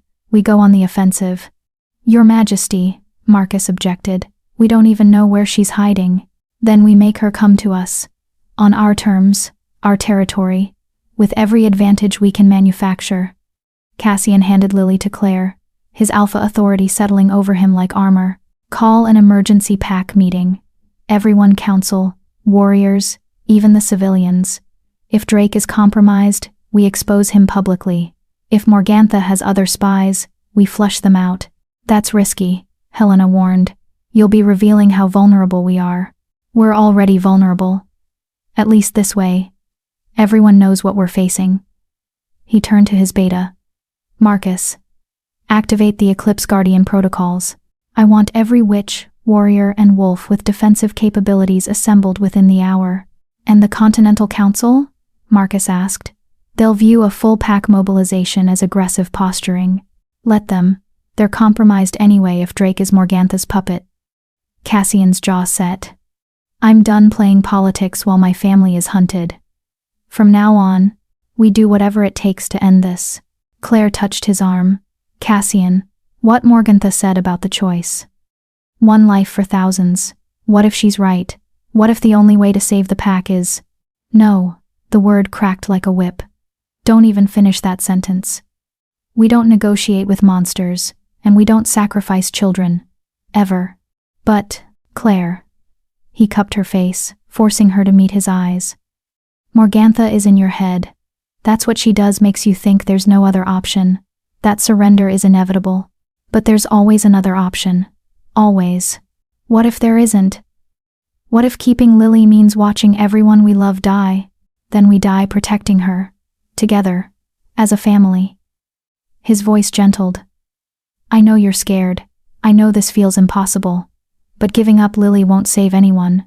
Morgantha will just find another target. Another excuse. Monsters don't stop when you feed them, they get hungrier. Lily, who'd been silent through this exchange, suddenly spoke up. Mama, the pretty monster is lying. Everyone turned to stare at the 3-year-old. What do you mean, little moon? Claire asked. She doesn't want to harvest me. Well, she does, but that's not why she's here. Lily's eyes shifted colors amber to violet, to silver, as power flickered through them. She wants Papa. She wants to hurt him by making him choose, making him weak. The words hung in the air, carrying a weight of truth that made Cassian's blood run cold. Of course. Morgantha wasn't just hunting an Eclipse-blessed child. She was hunting the most powerful alpha in 5 centuries, trying to break him through the people he loved. How do you know this? Helena demanded. She told me in my dreams. She thinks I'm too little to understand, but I do. Lily looked at Cassian with those ancient, knowing eyes. She's scared of you, Papa. Scared of what you could become if you had both power and love. So she wants to take the love away, make you angry and sad and alone like her. Smart child, Helena murmured. Nightborn live for centuries, but they're eternally alone. They can't form genuine bonds, their nature prevents it. The only thing they understand is domination and consumption. Then she's already lost. Cassian said quietly. Because I'll never be alone as long as I have my family. And I'll never be weak enough to sacrifice them for power or safety. He lifted Lily back into his arms, extending his other hand to Claire. Come on, we have a pack to rally and a monster to outsmart. The grand hall was packed with wolves, hundreds of them, from warriors to Omega servants, all summoned by their alpha's emergency call. The tension was palpable. Fear and confusion, mixing with the primal need to obey pack hierarchy. Cassian stood on the raised platform, Claire and Lily at his side, Marcus and Helena flanking them. It was a deliberate statement, not just the Alpha King, but the whole leadership united. Members of Moonstone Pack, Cassian's voice carried through the hall, amplified by alpha power. I've called you here because we face a threat unlike any in recent memory. A Nightborn named Morgantha has infiltrated our territory, killed our guards, and targeted my daughter. But more than that, she's infiltrated our trust, turned pack members against each other, used our own laws and fears as weapons. Murmurs rippled through the crowd. Near the back, Cassian spotted Drake, the counselor's expression carefully neutral. Some of you have questioned whether Lily should remain in the pack. Whether her Eclipse-blessed gifts make her too dangerous to protect. Whether one child's life is worth the risk to us all. Cassian's golden eyes swept the crowd. I'm here to tell you that anyone who suggests surrendering a pack member to monsters is not fit to be part of this pack. We protect our own, always.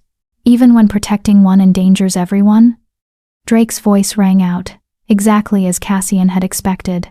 Your Majesty, with respect, the Continental Council investigation revealed serious concerns.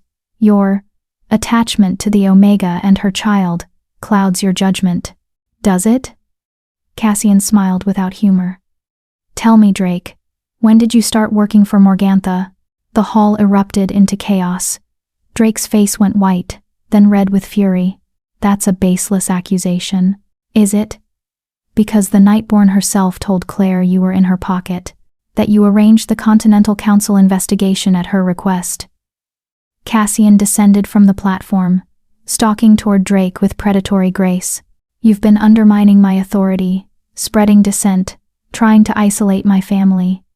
The question is why? What did she promise you? Drake backed away, but loyal wolves closed in, cutting off his escape. I've done nothing wrong. I've only advocated for pack safety. You've advocated for murder, for abandoning our principles in the face of threats. Cassian stopped just short of touching him, letting his alpha aura press down. And now you're going to tell everyone here exactly what Morgantha offered you in exchange for betrayal. I won't. Alpha command. Cassian growled. Truth, Drake. Now. The command was absolute, irresistible. Drake's body went rigid as his wolf forced compliance despite his conscious resistance. Power, he gasped out. She promised me power, said if I helped isolate the child, made the pack turn against you, she'd help me take your position. Said I'd be alpha king of a stronger pack, one not weakened by sentiment. Horrified gasps filled the hall. Even those who'd questioned Lily's presence looked disgusted. Plotting against your alpha was the ultimate betrayal. And the Continental Council? Cassian pressed. I fed them false information, made them think the mating was forced, that the child was unstable. She gave me the arguments, the evidence to plant. Drake's face twisted with the effort of fighting the command, but the words kept coming. She said once you were removed, she'd leave the pack alone. It would be clean, political, no bloodshed, except for my family. They were acceptable losses, for the greater good. The casual dismissal of their lives of his mate and daughter made something snap inside Cassian. His wolf surged forward, demanding blood, demanding justice for the betrayal. But Claire's hand on his arm stopped him. Don't, she said quietly. He's not worth it, and killing him makes you the monster they fear. She was right. Cassian knew she was right, but the urge to tear Drake apart for threatening them was overwhelming. Marcus, he said through gritted teeth. Take him to the cells. Charge him with treason and conspiracy. The council will determine his final punishment. As guards dragged the struggling Drake away, Cassian turned back to the assembled pack. Let this be a lesson. Morgantha doesn't just attack with claws and magic. She attacks with lies and fear. She finds the weak points in our unity and exploits them. So if she's to be defeated, we must be unbreakable. We must trust each other, protect each other, and refuse to let fear make us cruel. Pretty speech. A voice echoed through the hall, not from any wolf present, but from everywhere and nowhere. Morgantha's laughter filled the space like poison gas. But we both know fear has already taken root. I can smell it. Taste it. Your pack is terrified, Alpha King. And terror makes people do terrible things. Shadows coalesced at the back of the hall, forming into Morgantha's elegant figure. Wolves scrambled away from her, some shifting involuntarily, others frozen in primal terror. You shouldn't be able to enter here, Helena gasped. The wards are meaningless when I have an invitation. Morgantha's dark eyes found Drake being led away. My dear Drake let me in weeks ago. Blood keyed the barriers to allow my passage. You've been living with a Nightborn's presence all this time, never knowing I could walk your halls at will. Cassian moved immediately, placing himself between Morgantha and his family. You made a mistake coming here. You're surrounded by hundreds of wolves. Even a Nightborn can't fight those odds. Can't I? She smiled, and suddenly the shadows writhed with movement. Dozens of forms emerged, twisted, corrupted wolves with empty eyes and rotting flesh. Did you think Drake was my only tool? I've been collecting wolves for weeks now. The missing patrols you couldn't find? The servants who disappeared? They're mine now. My beautiful army of the dead. Horror rippled through the pack. These weren't just enemies, they were former packmates. Animated corpses controlled by Nightborn magic. This ends now, Cassian snarled. Marcus, evacuate the non-combatants. Warriors, formation, Delta. Helena, activate the combat wards. But Morgantha was already moving, shadow stepping across the hall in an instant. She appeared directly in front of Claire and Lily, her hand shooting out faster than thought, and stopped. Lily had raised one small hand, and where Morgantha's claws should have closed around her throat, they simply couldn't. Power radiated from the child, like a physical barrier. Silver light that burned the Nightborn's flesh. You can't touch me, Lily said, her voice carrying harmonics that didn't belong to a 3-year-old. The moon protects her children. And I am her favorite, Morgantha shrieked, her beautiful face warping into something monstrous as she recoiled from the light. Around the hall, her corrupted wolves collapsed, the animating magic disrupted by Lily's power. But the effort was costing her. Cassian could see it in the way Lily's small body trembled, in the blood beginning to drip from her nose. Stop, Claire begged. Lily, you're hurting yourself. Have to protect us, Mama. Have to keep everyone safe. Lily's eyes were pure white now, no iris or pupil visible. The moon showed me how. Showed me the sacrifice needed to trap monsters. No! Both Cassian and Claire shouted together, understanding dawning too late. Lily was preparing to do what the ancient eclipse-blessed witches had done, trap Morgantha in a mirror prison, even if it killed her in the process. You can't, Claire sobbed. Please, baby, you're too young. Age doesn't matter for moonlight.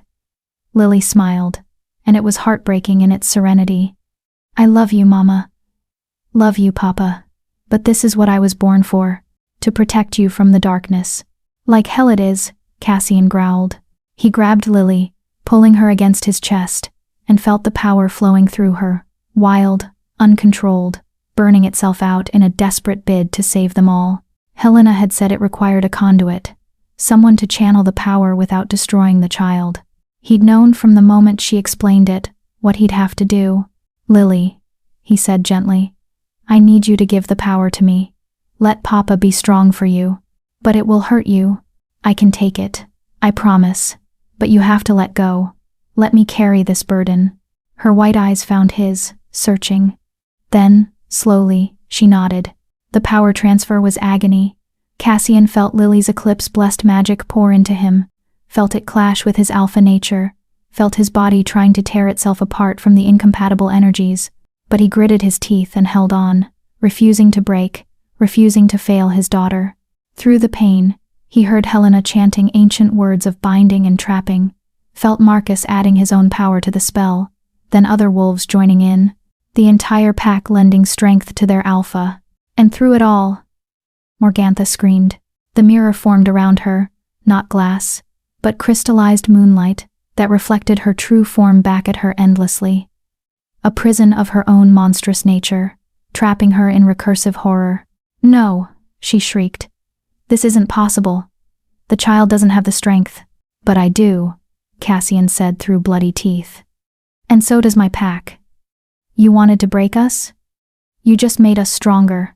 The mirror solidified, sealing shut with a sound like breaking stars. Morgantha's screams faded to silence, and the corrupted wolves crumbled to ash. Then Cassian collapsed. The borrowed power finally too much for his body to contain. The last thing he heard before darkness claimed him was Claire's voice, desperate and terrified, calling his name. Chapter 8. The Price of Love. Cassian woke to pain and silver light. His entire body felt like it had been torn apart and reassembled, raw bones, grinding, muscles screaming, his wolf howling in confused agony deep within his consciousness. Every breath was fire, every heartbeat a hammer strike against his ribs. But he was alive. Don't move. Claire's voice, rough from crying. Her hand found his, squeezing gently. Dr. Henrik says, your body is still processing the eclipse magic. Moving too quickly could cause permanent damage. He forced his eyes open. The room swam into focus slowly, his private chambers, late afternoon sun streaming through crystal windows. Claire sat beside his bed, exhausted and beautiful, her gray eyes red-rimmed but fierce with relief. Lily? The words scraped out of his raw throat. Safe. Sleeping in the next room with Helena watching over her. Claire's other hand stroked his hair with infinite gentleness. You did it, Cassian. You trapped Morgantha. Saved everyone. Did I? He tried to sit up, immediately regretting it as agony lanced through his spine. Or did I just delay the inevitable? Nightborn mirrors aren't permanent, the record said so. The record said mirrors created by dying witches weren't permanent. But you're not dying, and you're definitely not a witch. Helena's voice came from the doorway. She entered carrying ancient books, her expression cautiously optimistic. I've been researching since you collapsed 3 days ago. 3 days? Cassian's eyes widened. I've been unconscious for 3 days? You channeled enough power to kill a dozen normal alphas. 3 days is actually impressive. Helena set down her books. But here's the interesting part. Because you're bonded to Lily through blood and pack ties, and because Claire is your mate, the three of you created something unprecedented. Not just a mirror prison, but a generational seal. Meaning? Claire asked. Meaning as long as your bloodline exists. Morgantha stays trapped.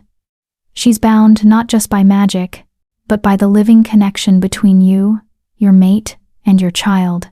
It's unbreakable unless all three of you die. The implications settled over them like snow. So we made ourselves her eternal targets, Cassian said flatly. You made yourselves her eternal jailers. There's a difference. Helena smiled grimly. Besides, I doubt she'll be causing trouble anytime soon. Being trapped with infinite reflections of your own monstrosity tends to break even ancient minds eventually. What about the pack? Cassian forced himself into a sitting position despite the pain. Drake's betrayal, the Continental Council, the wolves who wanted Lily gone, are handling things surprisingly well, actually. Marcus entered behind Helena, looking exhausted but satisfied. Drake is awaiting trial. The Continental Council has been informed that their investigation was based on falsified evidence provided by a Nightborn-controlled traitor. They're backing off rapidly to avoid the political scandal. And as for the pack, he grinned. Your Majesty, you should have seen it. After you collapsed, every wolf in that hall offered their strength to help you heal. Omega servants, juvenile pups, even the counselors who'd questioned Lily's worth. They all understood in that moment what you'd sacrificed for them. Heroic gestures have a way of changing minds, Helena added dryly. Though I suspect Claire's speech didn't hurt either. Cassian looked at his mate. What speech? Claire blushed. It was nothing. When you collapsed and they were trying to get you to Dr. Henrik, some wolves were saying maybe it was better this way, that your sacrifice proved the child was too dangerous. So I told them exactly what I thought of wolves who'd let their alpha die alone rather than help him. She called them cowards. Marcus supplied cheerfully. Said any wolf too frightened to help save the alpha who'd just saved them deserved to be exiled as rogues. It was magnificent. Made 3 seasoned warriors cry. I was emotional, Claire protested weakly. You were perfect. Cassian pulled her closer despite his protesting muscles. My fierce mate, defending me while I was unconscious. Someone had to. You're terrible at self-preservation. But she was smiling, tears tracking down her cheeks. Don't ever do that again. Don't ever risk yourself like that. Can't promise that. Not when it comes to protecting you and Lily. Then I can't promise not to yell at you about it. He kissed her forehead. Fair enough. A small voice interrupted them. Papa's awake? Lily appeared in the doorway, silver hair wild from sleep, carrying a stuffed wolf that Cassian didn't recognize. She looked uncertain, afraid so unlike her usual confidence. Come here, little moon, he said gently. She ran to him, climbing carefully onto the bed to curl against his side. I'm sorry. It's my fault you're hurt. If I wasn't special, if the pretty monster hadn't wanted me. Stop. He tilted her chin up, making her meet his eyes. None of this is your fault. You didn't ask to be eclipse blessed. You didn't invite Morgantha to hunt you. And you certainly didn't make me choose to protect you. I did that because I'm your father. And fathers protect their children. Always. Even when it hurts? Especially when it hurts. Because that's what love is, Lily. It's choosing someone's safety over your own comfort. It's standing between them and darkness even when you're afraid. It's being willing to sacrifice everything because they matter more than anything. Lily was quiet for a moment, processing this with that eerie wisdom she sometimes displayed. The moon showed me things while you were sleeping. Showed me that you and Mama aren't just my parents. You're my pack. My family. And family means forever. That's right. So, when I grow up, I'm going to be strong enough to protect you too. So you don't have to hurt anymore. Cassian's throat tightened with emotion. You're already strong, little moon. Stronger than you know. But I want to be strong like you. Brave like Mama. So nobody can hurt us ever again. Then we'll teach you, Claire promised, stroking their daughter's hair. We'll teach you to control your gifts, to defend yourself, to be everything you're meant to be, together. Claire, Helena cleared her throat.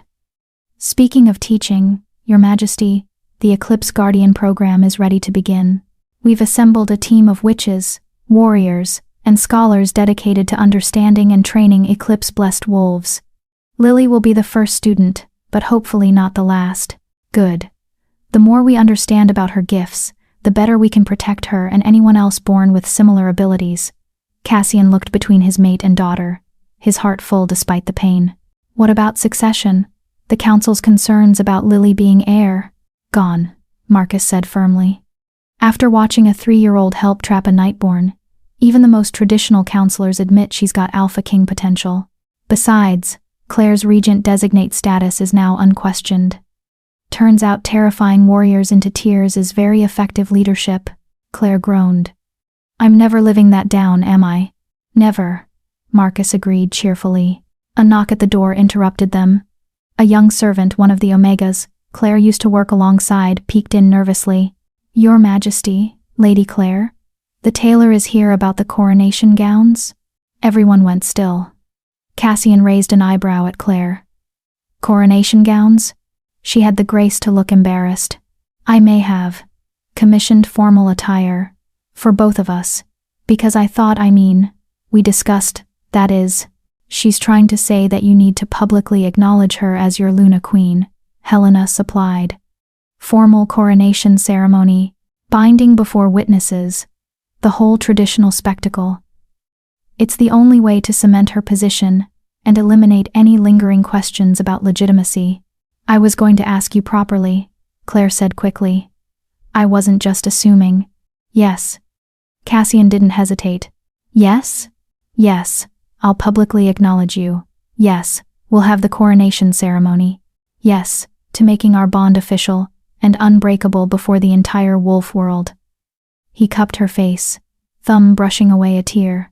Claire, I wanted to ask you properly 3 years ago, before everything went wrong. Wanted to court you, claim you, give you everything you deserved.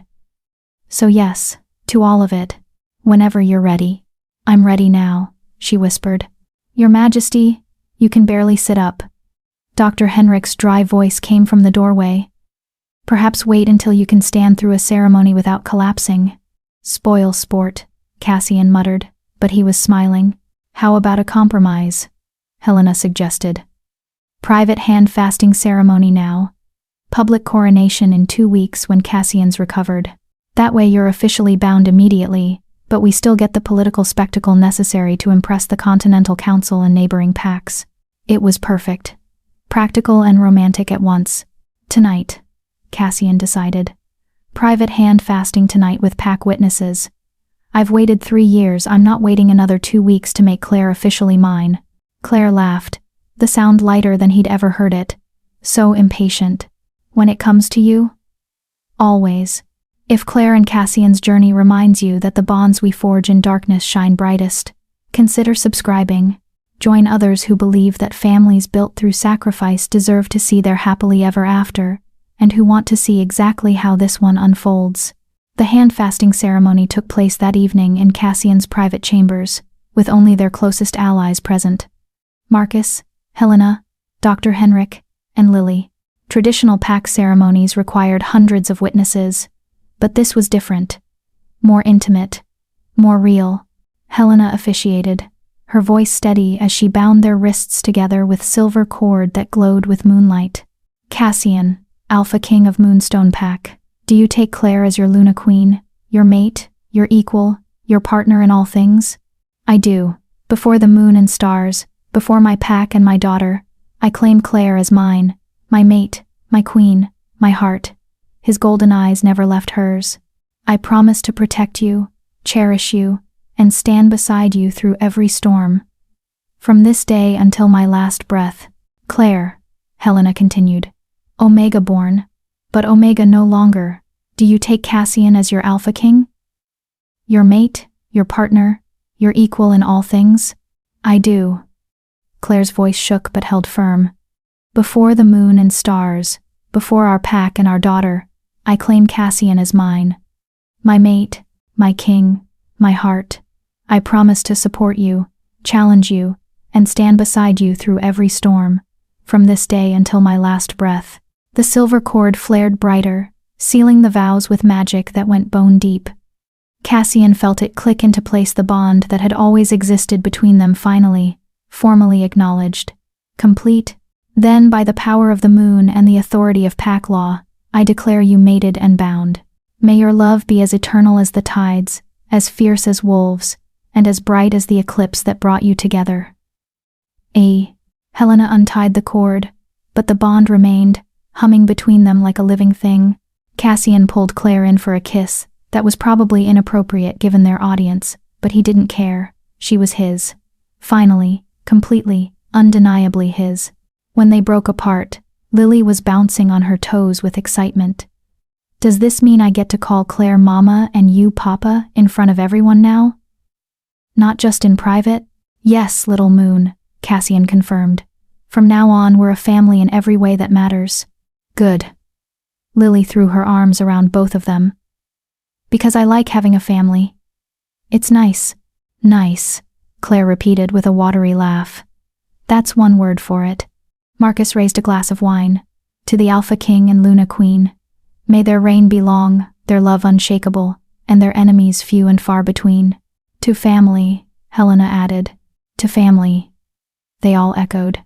As Cassian held his mate and daughter close, surrounded by loyal pack members who'd become friends, he felt something he hadn't experienced in his entire reign as Alpha King: peace. Oh, there would be challenges ahead. The public coronation would bring political complications. Raising an eclipse-blessed child would have unexpected difficulties. And somewhere, trapped in her mirror prison, Morgantha would be plotting her eventual escape. But for tonight, in this moment, they had won. They had survived the darkness and emerged stronger.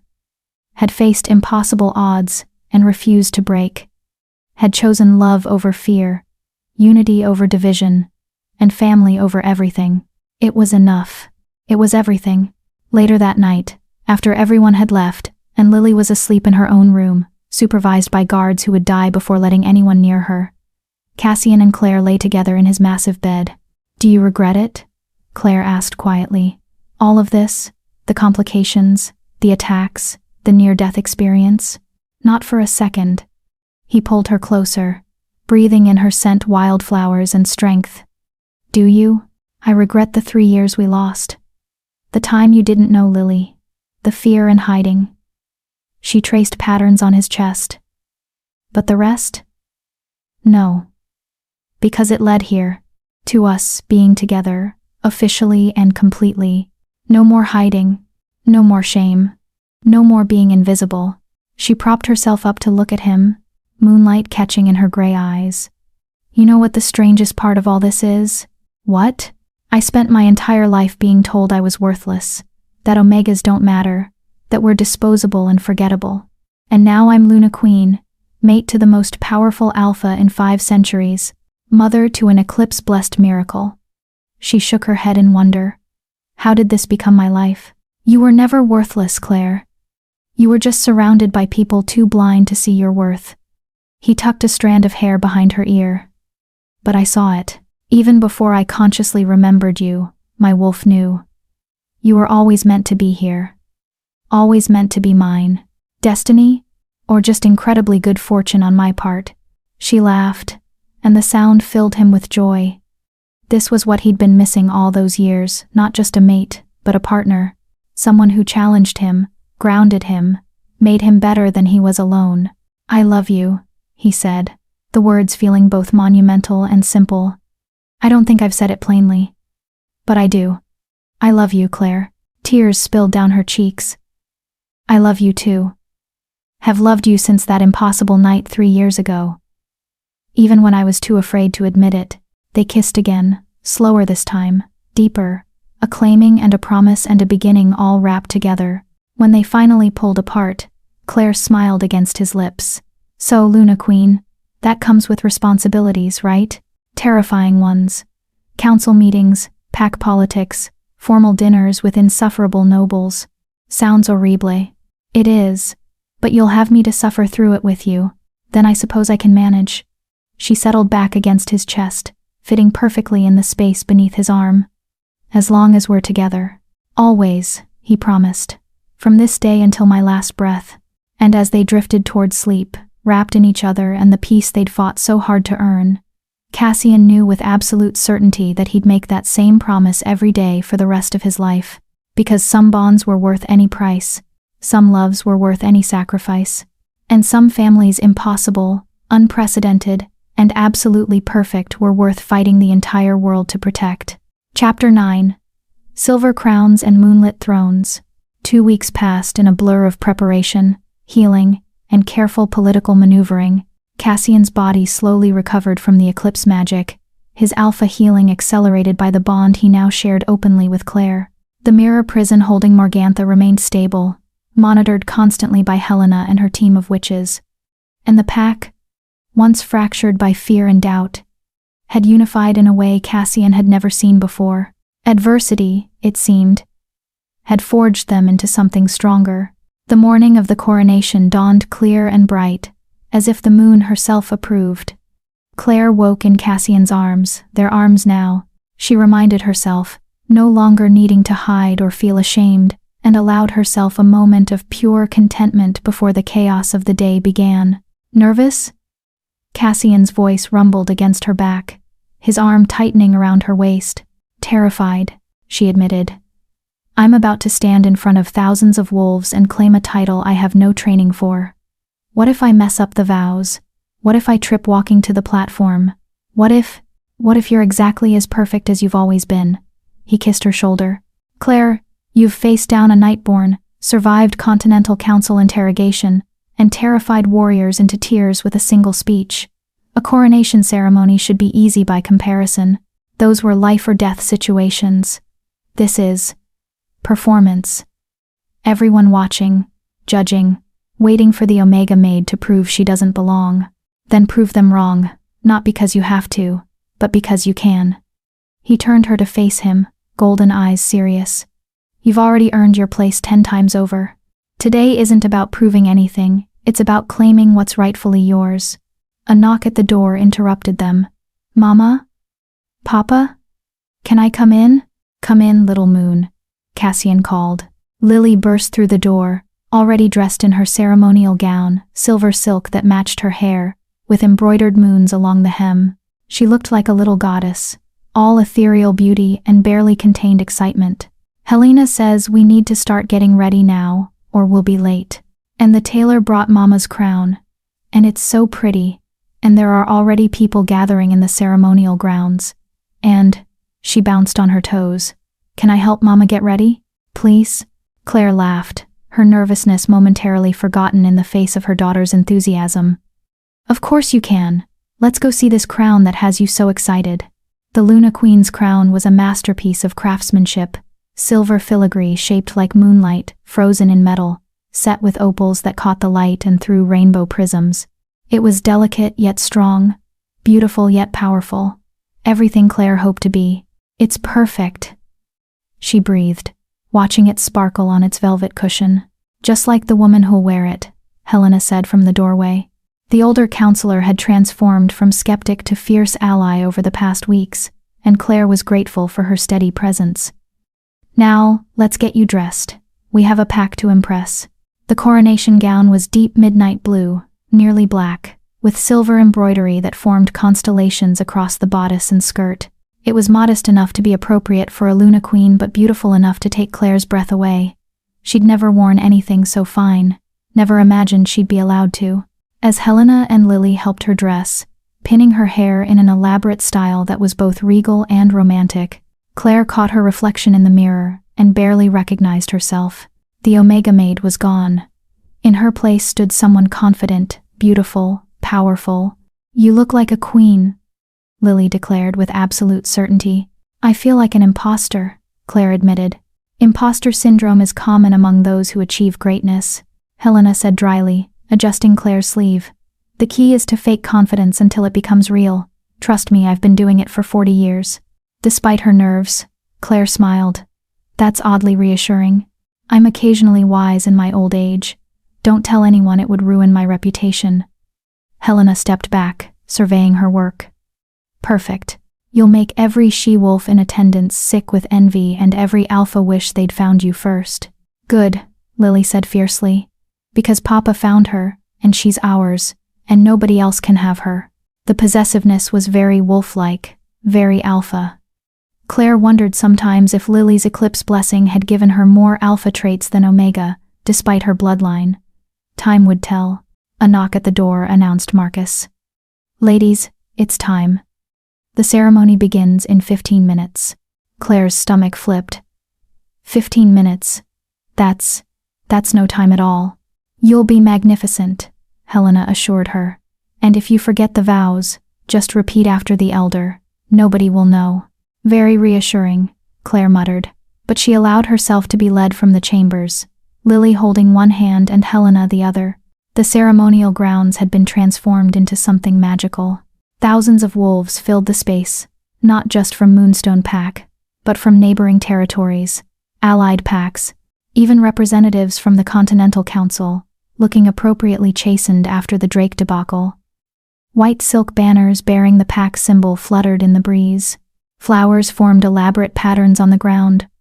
White roses for purity, silver lilies for the moon, deep blue forget-me-nots for eternal love. At the center stood a raised platform where Cassian waited, already wearing his ceremonial armor and crown. He looked every inch, the Alpha King, powerful, commanding, absolutely devastating in his formal regalia, but when his eyes found Claire approaching through the crowd, his expression softened into something achingly tender. The crowd parted for her, and Claire walked the long aisle with her head high, spine straight, refusing to let her nervousness show. Lily walked beside her, carrying a cushion with Claire's crown, playing her role as daughter and princess with adorable seriousness. When they reached the platform, Cassian descended the steps to meet them at ground level, a deliberate choice that sent whispers through the crowd. Traditionally, the Luna approached the elevated Alpha as a supplicant. By meeting her as an equal, Cassian was making a statement. "You're beautiful," he murmured, taking her hand.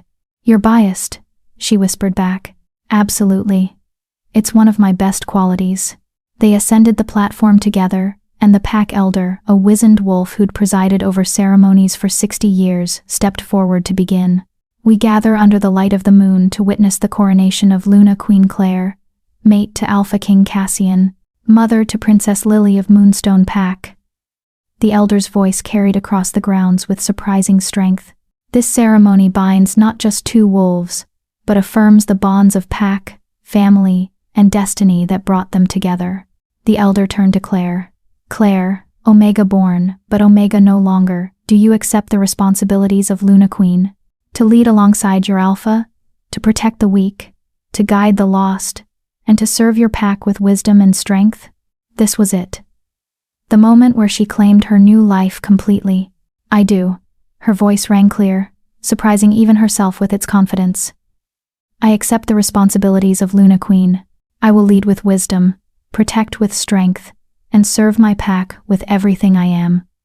From this day forward, I am Omega no more. I am Luna, and I claim my place with pride." Approving murmurs rippled through the crowd. Even some of the wolves who'd questioned her worth looked impressed by her declaration. Cassian stepped forward, lifting her crown from the cushion Lily held. "Then by the authority vested in me as Alpha King, and in the presence of our pack and allies, I crown you Luna, Queen of Moonstone Pack. May your reign be long, your wisdom legendary, and your love eternal." He placed the crown on her head, and Claire felt the weight of it, not just physical, but symbolic. She was claiming power, responsibility, a future she'd never dared imagine. The crowd erupted into cheers and howls, the sound rising into the sky like a physical force. But the ceremony wasn't finished. The elder raised his hands for silence. There is one more element to this coronation. A tradition observed when the Luna is also mother to the heir, the triad bond. Claire glanced at Cassian, who nodded encouragingly. They'd discussed this, but actually doing it was different.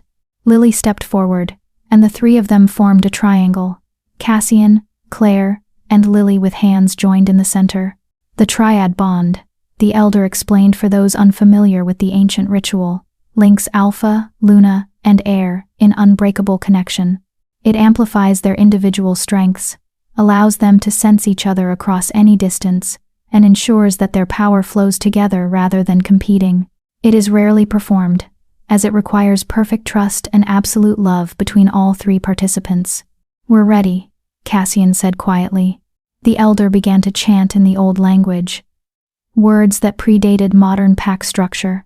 Magic rose around them, not the wild, uncontrolled power of the eclipse, but something gentler, warmer, like coming home after a long journey. Claire felt the bond snap into place first with Cassian, the mating bond they already shared deepening, expanding, becoming something more profound. Then with Lily, her daughter's bright, silver-tinged presence settling into her heart like a second heartbeat. Through the bond, she felt Cassian's fierce love and protective determination, felt Lily's joy and sense of belonging, felt their strength flowing into her, even as her own strength flowed back to them. They weren't just a family anymore. They were one entity in three bodies, unified in a way that transcended normal pack bonds. When the magic settled, all three of them were crying. "The triad is complete," the elder announced. "Alpha, Luna, and Air bound by blood, magic, and love that cannot be broken." The crowd went absolutely wild, their howls of celebration echoing across the territory and beyond. This wasn't just a coronation, it was a declaration. The Moonstone Pack had an unbreakable leadership, a blessed heir, and a Luna Queen who'd risen from nothing to claim everything. Cassian pulled Claire in for a kiss that was probably far too passionate for a public ceremony, but the crowd loved it anyway, their cheers growing even louder. When they finally broke apart, he rested his forehead against hers. "Luna Queen Claire. It has a nice ring to it. Better than Omega Maid," she agreed breathlessly. "Infinitely better." Lily tugged on both their hands. "Can we have cake now?" Helena said there would be cake. Laughter rippled through the nearby crowd. Apparently her words had carried further than intended. "Yes, little moon," Cassian said, scooping her up. "There will be cake. And dancing. And celebration that lasts until dawn." "And tomorrow?" Claire asked. "What happens tomorrow when the celebration ends and reality returns?" "Tomorrow, we start the hard work of actually ruling together. Training Lily. Rebuilding pack unity. Navigating politics and handling the 1,000 small crises that come with leadership." He smiled. "But we'll do it together, all three of us, as a family." "I like the sound of that." "So do I." The celebration did indeed last until dawn. Claire danced with Cassian under the stars, accepted well wishes from wolves who'd once looked through her as if she didn't exist, and watched Lily charm everyone with her precarious combination of princess dignity and 3-year-old enthusiasm. At one point, she found herself alone with Helena on a balcony overlooking the festivities. "Congratulations, Luna Queen," the older woman said. "You've accomplished something remarkable, not just claiming power, but transforming how this pack views Omega worth. I just refuse to accept their limitations." "Exactly. And in doing so, you've given hope to every Omega in this pack and beyond. They see you standing beside the Alpha King as an equal, and they realize their own potential isn't defined by circumstances of birth." Helena smiled. "That's real power, Claire. The kind that changes the world. I just wanted to protect my daughter, and in protecting her, you've protected countless others who will now dare to reach higher, demand more, refuse to be invisible." Helena raised her glass. "To Luna Queens who remake the world by refusing to accept the one they were given." Claire clinked her glass against Helena's, feeling the weight of those words settle into her bones. She hadn't just changed her own life, she'd changed what was possible for others. That responsibility was terrifying and exhilarating in equal measure. Near midnight, Marcus found her with urgent news. Your Majesty, we've received word from the Continental Council. They want to formally apologize for the investigation and offer reparations for the distress caused. Reparations? Political backing, trade agreements, and a formal recognition of Lily as legitimate heir to the Moonstone throne. They're trying to get ahead of the scandal before other packs start questioning their judgment. Claire smiled coldly. Let them grovel, and make sure whatever agreements we accept include provisions protecting Omega rights across all affiliated packs. If they want forgiveness, they can earn it by making systemic changes. Marcus's grin was fierce with approval. Yes, Luna Queen. I'll draft the terms immediately. As he walked away, Claire marveled at how quickly she'd adapted to giving orders, making demands, wielding power. The Omega Maid who'd been invisible a month ago now commanded continents. Cassian found her there, reading her mood with the ease of their new bond. Second thoughts? About us? Never. About everything that comes with being Luna Queen? She laughed shakily. Daily. Maybe. Hourly. Good. That means you're taking it seriously. He wrapped his arms around her from behind, and she leaned back into his strength. But Claire, you don't have to be perfect. You just have to be you. That's already more than enough. Even when I make mistakes? Especially then. Because that's when you'll learn, adapt, and become even stronger. They stood together in comfortable silence, watching their daughter dance with other young wolves below, her silver hair catching moonlight like a beacon. She's going to be extraordinary, Claire said softly. She already is. She takes after her mother. Flatterer. Truth-teller. He kissed her temple. Have I mentioned today that I love you? Only a dozen times. But I wouldn't mind hearing it again. I love you, Claire. My mate, my Luna, my heart. Today, tomorrow, and every day after until the stars burn out. That's a long time. Not nearly long enough. She turned in his arms, reaching up to cup his face. I love you too. My Alpha King, my impossible miracle, my everything. Thank you for seeing me when I was invisible, for choosing me when I was unworthy, for loving me when I didn't know how to love myself. You were never unworthy, never invisible, never unloved. His voice was fierce with conviction. You were just waiting for someone worthy of you to finally show up. Lucky for me, I got there first.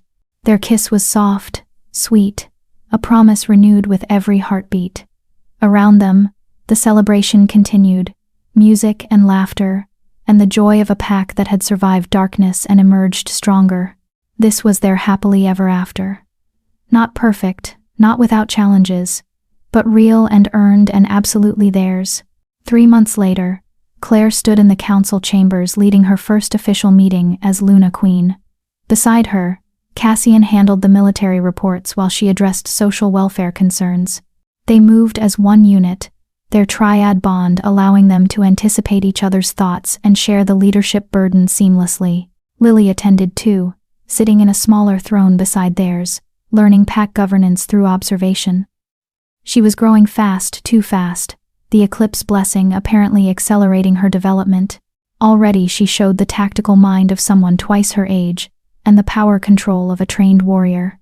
But she was still, fundamentally, their little moon. Still giggled at silly jokes and demanded bedtime stories and climbed into bed with them after bad dreams. The meeting concluded with announcements of new programs, education initiatives for Omega children, revised pack laws protecting the vulnerable, and the expansion of the Eclipse Guardian program to accept students from allied packs. As the counselors filed out, Helena approached with news. Your Majesty, the mirror prison remains stable. Morgantha shows no signs of escape attempts. In fact, she hesitated.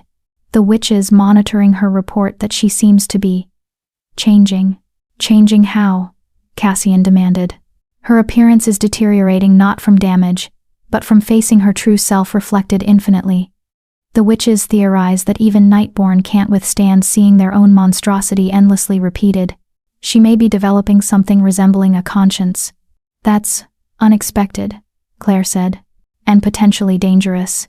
Conscience in something that predatory could make her more unpredictable. Helena's expression was grim. But it's also possible she'll simply fade away into madness. Time will tell. Keep monitoring her, and increase security protocols I don't trust, convenient redemption arcs from creatures who've lived by consumption for centuries. Already done. Your Majesty. After Helena left, Cassian turned to Claire. You're getting good at this. The instant security assessments, the strategic thinking. I had a good teacher. You're a natural. He pulled her close, breathing in her scent wildflowers and power now, strength that matched his own. Have I mentioned how attractive I find your competence? Not in the last hour. I was beginning to worry. He laughed, the sound warm and rich. My apologies, Luna Queen. Let me rectify that immediately. Gross, Lily's voice interrupted them. You two are always kissing. It's weird. You'll understand when you're older, Claire said, fighting a smile. I'm already older. I'm 3.5 now. Practically grown. Practically, Cassian agreed, his eyes dancing with amusement, but not quite grown enough to escape the dreaded bedtime. Lily groaned dramatically but accepted his hand, allowing herself to be led toward the royal chambers. Claire followed, her heart full of simple, perfect contentment. This was their life now.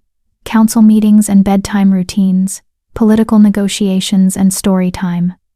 The weight of crowns and the warmth of family. It wasn't always easy. There were still wolves who questioned her authority, still political challenges that kept them awake at night, still the constant vigilance required to protect Lily from those who'd exploit her gifts. But they faced it together. Alpha King and Luna Queen, united by impossible bonds and unshakable love.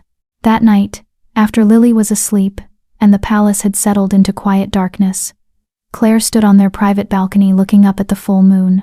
Cassian joined her, wrapping his arms around her from behind in their favorite position. Do you ever wonder, she asked quietly, what would have happened if we hadn't met during the eclipse, if we'd never bonded? Every day. And every day I'm grateful we did, even with all the complications, especially because of the complications. They forced me to become more than just a powerful alpha. They made me a father, a true mate, a better leader. He kissed her shoulder. You and Lily didn't complicate my life, Claire. You completed it. She turned to face him, moonlight catching in her crowned hair. I love you.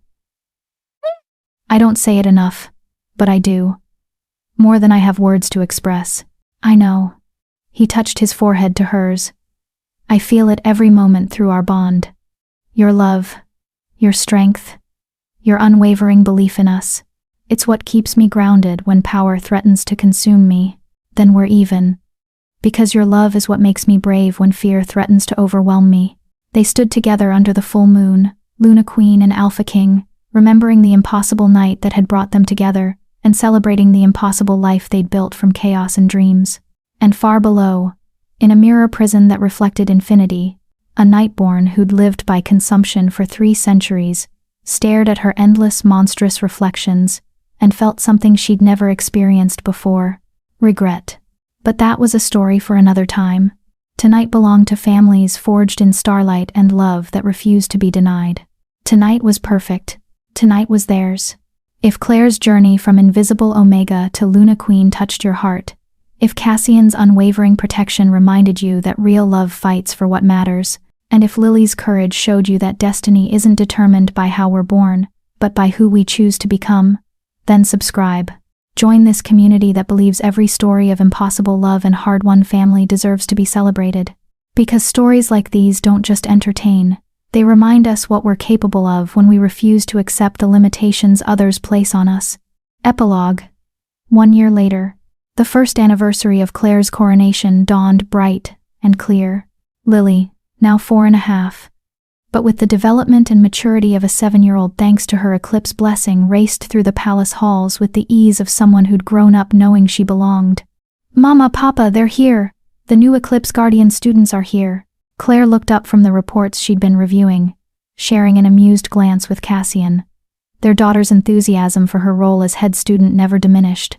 They walked together to the training grounds, where 5 young wolves waited children from various packs, all showing signs of eclipse blessing, frightened, unsure, but hopeful that the Moonstone Pack could teach them to control their gifts without fear. Lily approached them with confidence, introducing herself and immediately putting them at ease. Claire watched her daughter with pride, seeing how naturally she led, how instinctively she protected those weaker than herself. "She's going to be an exceptional alpha someday," Marcus observed from beside them. "She already is," Cassian said quietly. "She just needs time to grow into her full potential." Speaking of potential, Helena joined them. "The Continental Council has requested permission to model their new Omega protection laws after our reforms. Apparently, 12 other packs have already adopted similar policies, and the movement is spreading."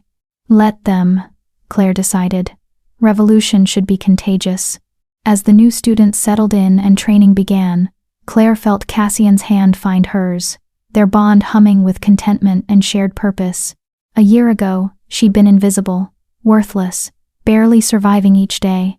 Now she was Luna Queen, mother to an extraordinary daughter, mate to the most powerful alpha in 5 centuries, an architect of social change that was transforming the wolf world.